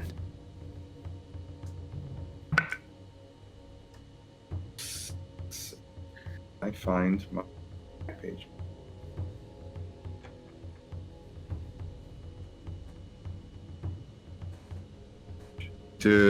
What's going on here? It's an instant kill dagger. Who knew? No. Can't seem to switch pages on my D Beyond right now. Oh. I don't know why? Uh, Wasn't doing this before. are you looking for your plus hit? Because I have your page open if you need it. Yeah, just a plus to hit for the rapier. So that's plus 7 to hit. 7. So it total is Did you say 15? 13. Sorry, I cannot hear. I think it breaks off whenever you only say something briefly. 13. 13. 13 is just not quite enough to hit. It is 1 point off as you try and stab into it. However, again, you know Bruce. He pulls up his shield and barely blocks the tip of your rapier. Why? Why are you doing this? He pulls back his shield. He's like, "This is the best coin we've ever had, man. Join us." Right. Did you say it's not right? It's not right. I said no, it's not right. He's Classic Bruce. classic Bruce. As he looks at you, he says, "As if what you do is any better!" As he pulls his axe, and that's moving on to the next turn. Right, you still have your bonus action and movement. Okay. A bonus, I'll actually, because I think I can only do, like, I can only use my elbow and my hand for bonus action, correct? Can I use, like, a dagger? You're level 5. Am I totally blanking? Rogues get a second attack at level 5 still. Yeah. Using a light weapon, and you get a bonus action. Like, so if he's holding 2 daggers, He's just got the one rapier, correct?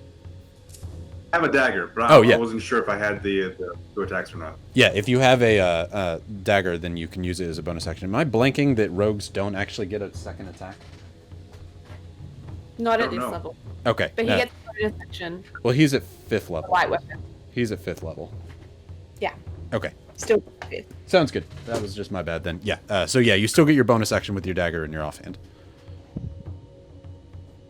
You okay? Then yeah, I'll attack that. Natural 8, so probably not a whole lot better than the other one. So that's a +6, so that's a 14. That is actually what you need. It is okay. D4 right for damage. 8 plus Yes. deck 3, 6. 6 solid damage coming out. As this time you're not taking any of Bruce's crap anymore. As you stab the dagger into the side of him, using the rapier blow to distract him. As your dagger goes right for the kidney. Solid punch into him, though not as deep as you would have liked for it to. Hurts you to stab an acquaintance like this, but he's on the wrong side. Right, I think, unless you want to move, that's your turn then. I'm gonna stay there. Okay, sounds good. Slip, let's go down to Summer. Summer, it is your turn. You can see that your brother is on the ground. Can I? Could we see Robert in this room? Yeah. Robert's the one up in the corner there. You and Slip are closest to him. He's tied up with Atta.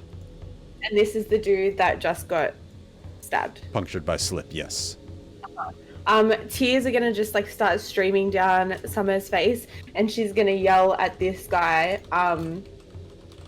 I suggest you go and untie our paladin right now, and then sit your ass down. And she's gonna cast Suggest, and then she's gonna run towards Salt. Ooh, what's the save? It is 13. No, what type? I think, is it Charisma? Oh, yeah. Wisdom? Wisdom. Not wise that Bruce is, as Slip knows. That's a nat 1. As it goes to him, as he looks over at you, Slip, attacking him, he looks over at her like, whoa, hold on. That sounds like a plan. As Summer, yeah, you're free to move and do what you want. Yeah, so he has to spend the next, it's like ages, 8 hours. He has to spend the next 8 hours just doing that action. So he has to use his action to go over to untie him and then go sit down. Sit down. You are aware that if he does this and finishes that action, he's not suggested anymore. Just FYI. Yeah. Okay. Right. You still have your movement and bonus. Won't he spend that time sitting down? Oh, yeah. He's going to have... it's not his turn yet. On his turn, he will do those things. Oh, but I mean, like, it's up to 8 hours. Will he not spend that sitting? But he's also completing that He's action completing when it. you He tell him to sits sit. down. Either way. So if I say stay seated? Either way, he's going to go untie Robert. And so we can deal with Okay. it then. Okay. Yeah, and then just run over to Salt. Sounds good. Go ahead and move yourself. I think I can get right there. So in doing so, you're going to have to go right in between 2 enemies. So if you're going to try and do that, I need a acrobatics check. Acrobatics check. Because we're small, can we move through? That's a halfling ability. Rat folks don't get it. Okay, well, I rolled a 7, but do you know what? I'm lucky. So I'm going to re-roll that. Do it. I love it. And That's her ability to give me a GFY 3 times per day. So that is going to be 25. Oh, let's see. Unless I get a nat 20, sounds like you're good. Oh, I got a 19, but that ain't a 20. So yeah, you immediately rush to your brother's side, the adrenaline pumping through you. You slide under them, Indiana Jones style, between the big un's legs as you rush over to your brother. You still will take the attack of opportunity coming from the other one, but you are able to move through them. So big one attacks you. He does hit you. So that is... Oh, can I bonus action as I'm running through slap at him with my tail? Sure, I'm happy with that, yeah. So yeah, I'll make a tail attack as well. Okay, go for that attack. What do we get? We get +4, right? To our tail. 11. 11, not quite enough. As you do so, he bats your tail away, and with the other part of his blade slashes down at you as you go by. You take 11 points of slashing damage as you slide under. It's a hard hit coming from this one. His blade is sharp. Right.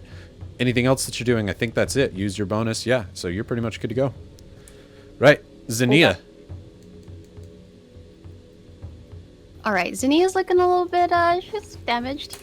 Nose is bleeding. Maybe limping a little bit from the last stabby stabs. But she is going to stay within attack of opportunity for these two. Move in between them to get close to Salt. Same and thing. she- If you want to move through them, you're going to have to acrobatics your way between them. Okay. Okay. You can go for it, though. It's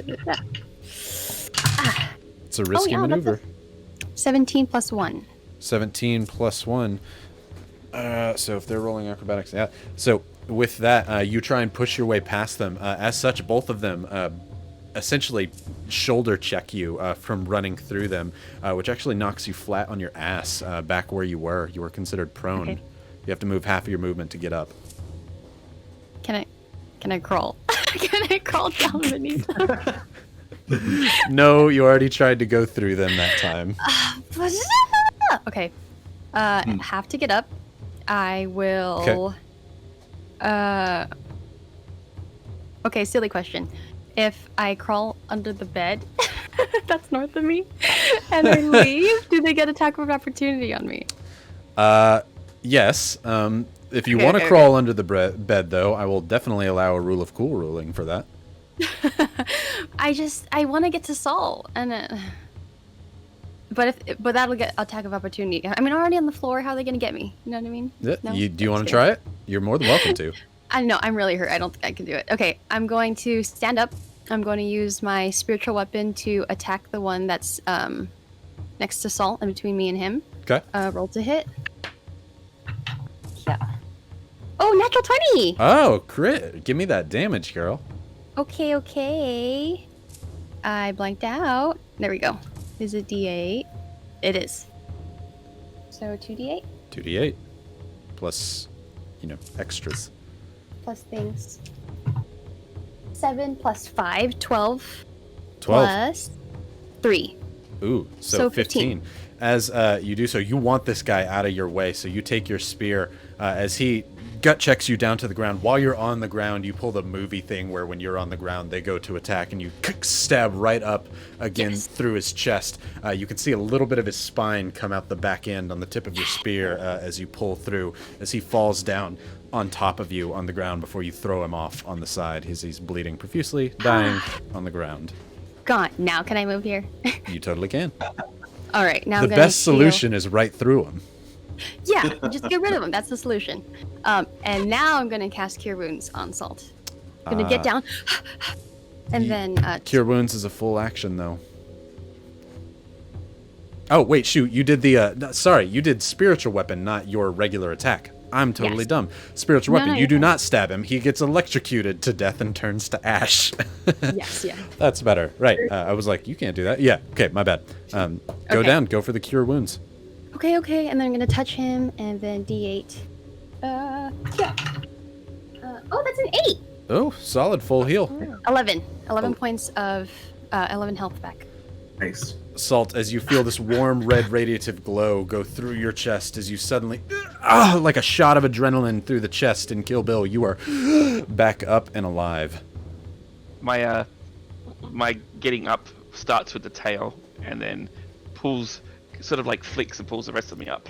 Beautiful. Love it. On your turn. So you're currently prone, but it's kind of pulling you up, and that'll be Yeah. on your turn that you're getting up. Zinnia, unless you're moving further, that's it, girl. I'm just gonna stand there relieved. I was stressing out about that. Team, it's your go.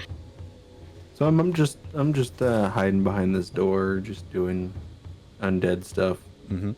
And I'd like to lift my leg up and do a Sparta kick into the door to smash into this guy. Hey, that's an improvised weapon. I'll totally let that happen. Roll to hit. Or that's a 17 plus whatever my improvised weapon is. So that will just be plus your strength. Plus 1, it's an 18. 18. So you gonna try and kick it as hard as you can. So that's 1d4 plus your strength. Give me the damage on that. That's a 4 plus 1. 4 plus 1. 5. As you do so, you slam the door into him as he's going to attack Zinnia. It's very cartoonish as he slams right against between the door and the door frame there. You can see he's got a black nose as blood comes rushing down him. Teeth knock and fall on the floor and clatter down to the ground. He's barely up. Cool. I'm going to put myself between him and the crossbow dude and do an action surge. Ooh, do it.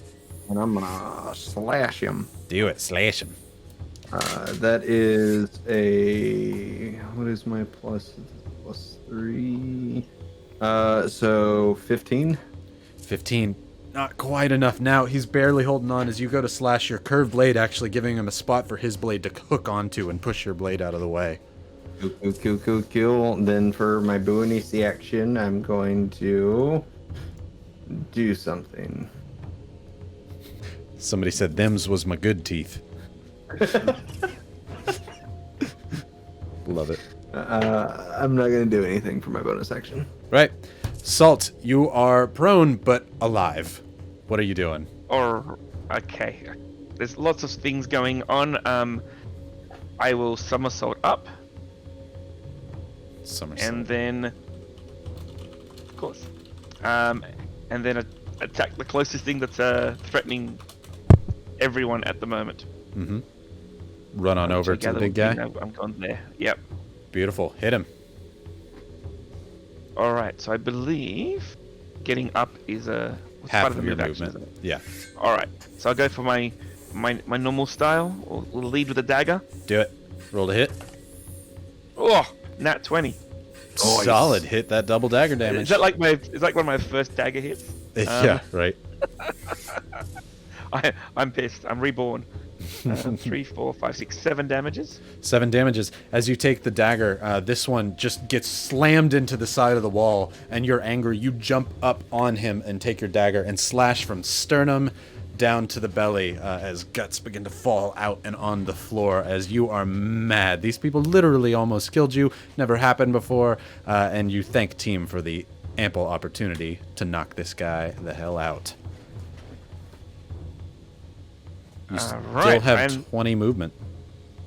And I am going to hide Actually, behind team. 15. Yeah. I'm actually going to use my bonus action to hide. Oh, okay. Behind me. Roll me a stealth check.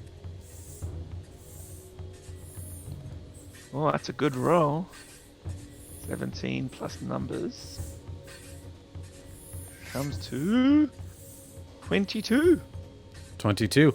You are certain that you are hidden behind this giant skeleton's cloak. You're hoping that he does not see you. You're in the midst of combat, but hey, you know, it's what you do. Right, that's your turn. Click some. As it goes to their turn, Slip, your acquaintance Bruce looks at you after seeing like, yeah, that sounds like a good idea. As he goes over to Robert, he's like, I don't know why we tied this guy up in the first place. It's crazy. I mean, we didn't need to do that. As he finishes untying Robert and goes and sits down on the chair, he's like, wait a minute, what the hell? As that ends his turn, as the one with the crossbow here comes over to the window and he points the crossbow over at the fancy woman that you saw on the side. As he says, "Nobody move! Nobody move or I'll put her brains on the floor!" As he's attempting to intimidate you all into stopping. He rolls a 20 for intimidate. You take with that what you will. Not necessarily that you're intimidated. Yeah, that's fair enough. Just one less thing you have to do. But right. At that, Slip, it's your go. Okay. Where exactly is is Bruce right now? He's right next to you. He moved over to the Dragonborn, untied him, and then came and sat back down. He's literally sitting. Is that a window right on the opposite side of him? Yes, it is. Bull rush him again. Oh, do it. I want him to send him all the way down the window. Oh, hell yeah. Roll me an athletics check at advantage because he's currently sitting. Oh, yes. Yes. It was a natural 3 and a natural 4. And so -1 is 3. Look, man, I don't want to say that chat's got your back on this one, but I rolled a nat 1. Whoa. Praise be. Praise be to the gossip gods. That's crazy. The lords of the wind of chatter and gossip. As you immediately, just angry that he would do this, screw your business, hurt your newfound friends, you pick like the bottom of the chair up and slide it across the bottom of the wood floor there and push it right up to the window before you jump and do the full both leg kick into his chest as he flies out the window and off the side, falling out of a 3-story building all the way down after being sumo kicked by a friend of his. He is at least out of combat. You all hear I don't know what just happened, but it sounded pretty badass. Get a point of inspiration. That was cool as hell. No one was in the room to see that. Robert got to see it. Robert's like, I did that. That's exactly what I'm going to do. So I'm now kind of like prone on the ground after doing the double kick, right? Yeah. I'm going to look at Robert and go, "We're friends." Wonderful. We have just a few minutes left, so as quickly as we can, Slip, it goes to Summer's turn. God, I just want to check on my brother. Do it. I don't care if he shoots that chick. Like, check on Salt. Like, are you okay? Are you okay? I saw like 7 lights. Like 7 lights. A lot of lights. It's a lot of lights. You're alright? No. Yes. Okay. I think there's only one light now. I'll cast Suggestion again and tell old mate with the crossbow to let us tie you up now. Okay, yeah, sounds good. Whew, I am all or nothing tonight. It's either nat 20 or nat 1s. Ooh. And today it's a nat 1 again. Yes. As he looks over and he's like, "I'll blow our brains on the floor." You're like, "Or we could tie you up." And he's like, "Yeah, or you could tie me up," as he throws his crossbow down to the ground and walks over, hands clasped and ready to go to be tied up. With that gets everybody out of combat right here and right now, as I know it is time to end the show. So I think we're going to have to pause it there. We might have to just do a quick little bit of roleplay just from Slip having helped save the group. Slip, you will, even if you're not here the next time, you're absolutely going to be an NPC that is here that they know. And should you ever come back, then, hey, you just resume. He's a bit exhausted If from the that. chat gods allow it. Should the chat gods allow. Fantastic. As Robert stands up and looks over at you, as he helps you up from being prone, as he says, I don't know who you are, but that was cool as hell.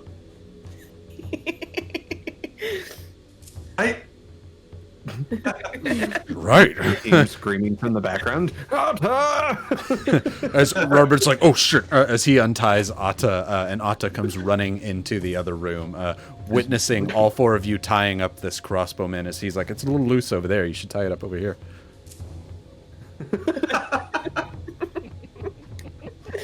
Okay. Nice. Do I'm guessing we're going to finish up. We don't have time to like question these folks. We might start the questioning on the next time. I think we'll have to stop it there just in the interest of time because it is already 11:01 and we got a giveaway to do. So wait, that's my job. I do things. Oh, wait. All right. that's what I do. Right, so let's do this giveaway. Make sure if you haven't entered yet, everybody, you have just a few, like 1 minute left. Get your exclamation point LUDs in so that you can enter for those prototype dice from Level Up, which I'm super excited about, and I can't wait to see them. T-minus 1 minute. Let me put them back up on the screen so everybody show them what they're going to win, Alex. Yeah. Oh, Me or you? 1. Oh, I put it up on the screen, but I just more was just saying, like, look at how cool these are. Let's see, from left to right, we have the color formerly known as Violet Sheen, and then we have the original Charred, and then we have Lemon Lime, Water Dragon's Fire, and Ice. Love it. I'm super jelly, and so I totally have not entered on my own other account at all. No, I didn't, but I do want. Rybo wipe wins. Wow, that doesn't look nice. Wow, how did that happen? I was, God, we should just honor it, I bet. yeah, Dean, are you in the chat right now? Entries are closed, folks. Fantastic, And love it. We are gonna pick a winner. Who's gonna be the winner? Dun, dun. Ah, it's your girlfriend, Zinnia. Your girlfriend won. Congratulations, Congrats. Medusa. Hey, look. Hi, Medusa is my girlfriend. Is not actually. That's fair. Not actually Oh. Jackie's girlfriend. It's Zinnia's girlfriend. Zinnia's- Oh no, girlfriend. see, I'm supposed with it. Zinnia's Not actually. Yeah. Yeah. Yeah, Zinnia. Congratulations, Medusa. We're not being shady, I promise. Oh, our faces are back in the right place too. You know, Let's go. look at the magic that we work. Wow. Awesome. Thank you, everybody, for watching and participating, but also a huge thank you to Gil Ramirez, the vlogsmith, for joining us tonight. It was awesome, and the kick was so badass. I loved it, man. It was a lot of fun. Oh, man. Absolutely great. We definitely have a locksmith in Ashborne now that the group can turn to should they need it. And hey, Hell yeah. in some downtime, I think they need to finish the security tag from Cole's lock that if somebody opens, sprays them with ink. Oh, it's Cole's, because Embers and Forge and whatnot. Is that a GFY there? Right? Too Nope. late for a GFY? Show's already over. No GFYs for me. Or now immune to GFY. Oh, man. That was awesome. Thanks, Gil. We really appreciate it. It was a great time having you, man. Locked you. and loaded. Thank you, girl. Love this group. This is great. Like We have- camaraderie already. We have a good time, especially when the god of chatter and whispers is on our side. Oh, also, I meant to say earlier, I had chat roll perception while you all were doing stuff. That was for Robert to notice a woman frantically running, seeming to be in trouble, and went to go help her. And he noticed it, and so he got tied up in the whole business. His good heart could not prevent him from going to help them. Of So course, This is what happens, Robert. look, he's a good guy. Now she's gonna die. Fantastic. Well, it's past time. Thank you so much, everybody. I hope you have a great night, and we'll catch you on the next Red Wagon Inn next Tuesday, 7 to 11 p.m. Eastern Standard Time. Thanks again, Gil, for joining us. You're welcome. Thank you. the freeze frame. Beautiful. Love it.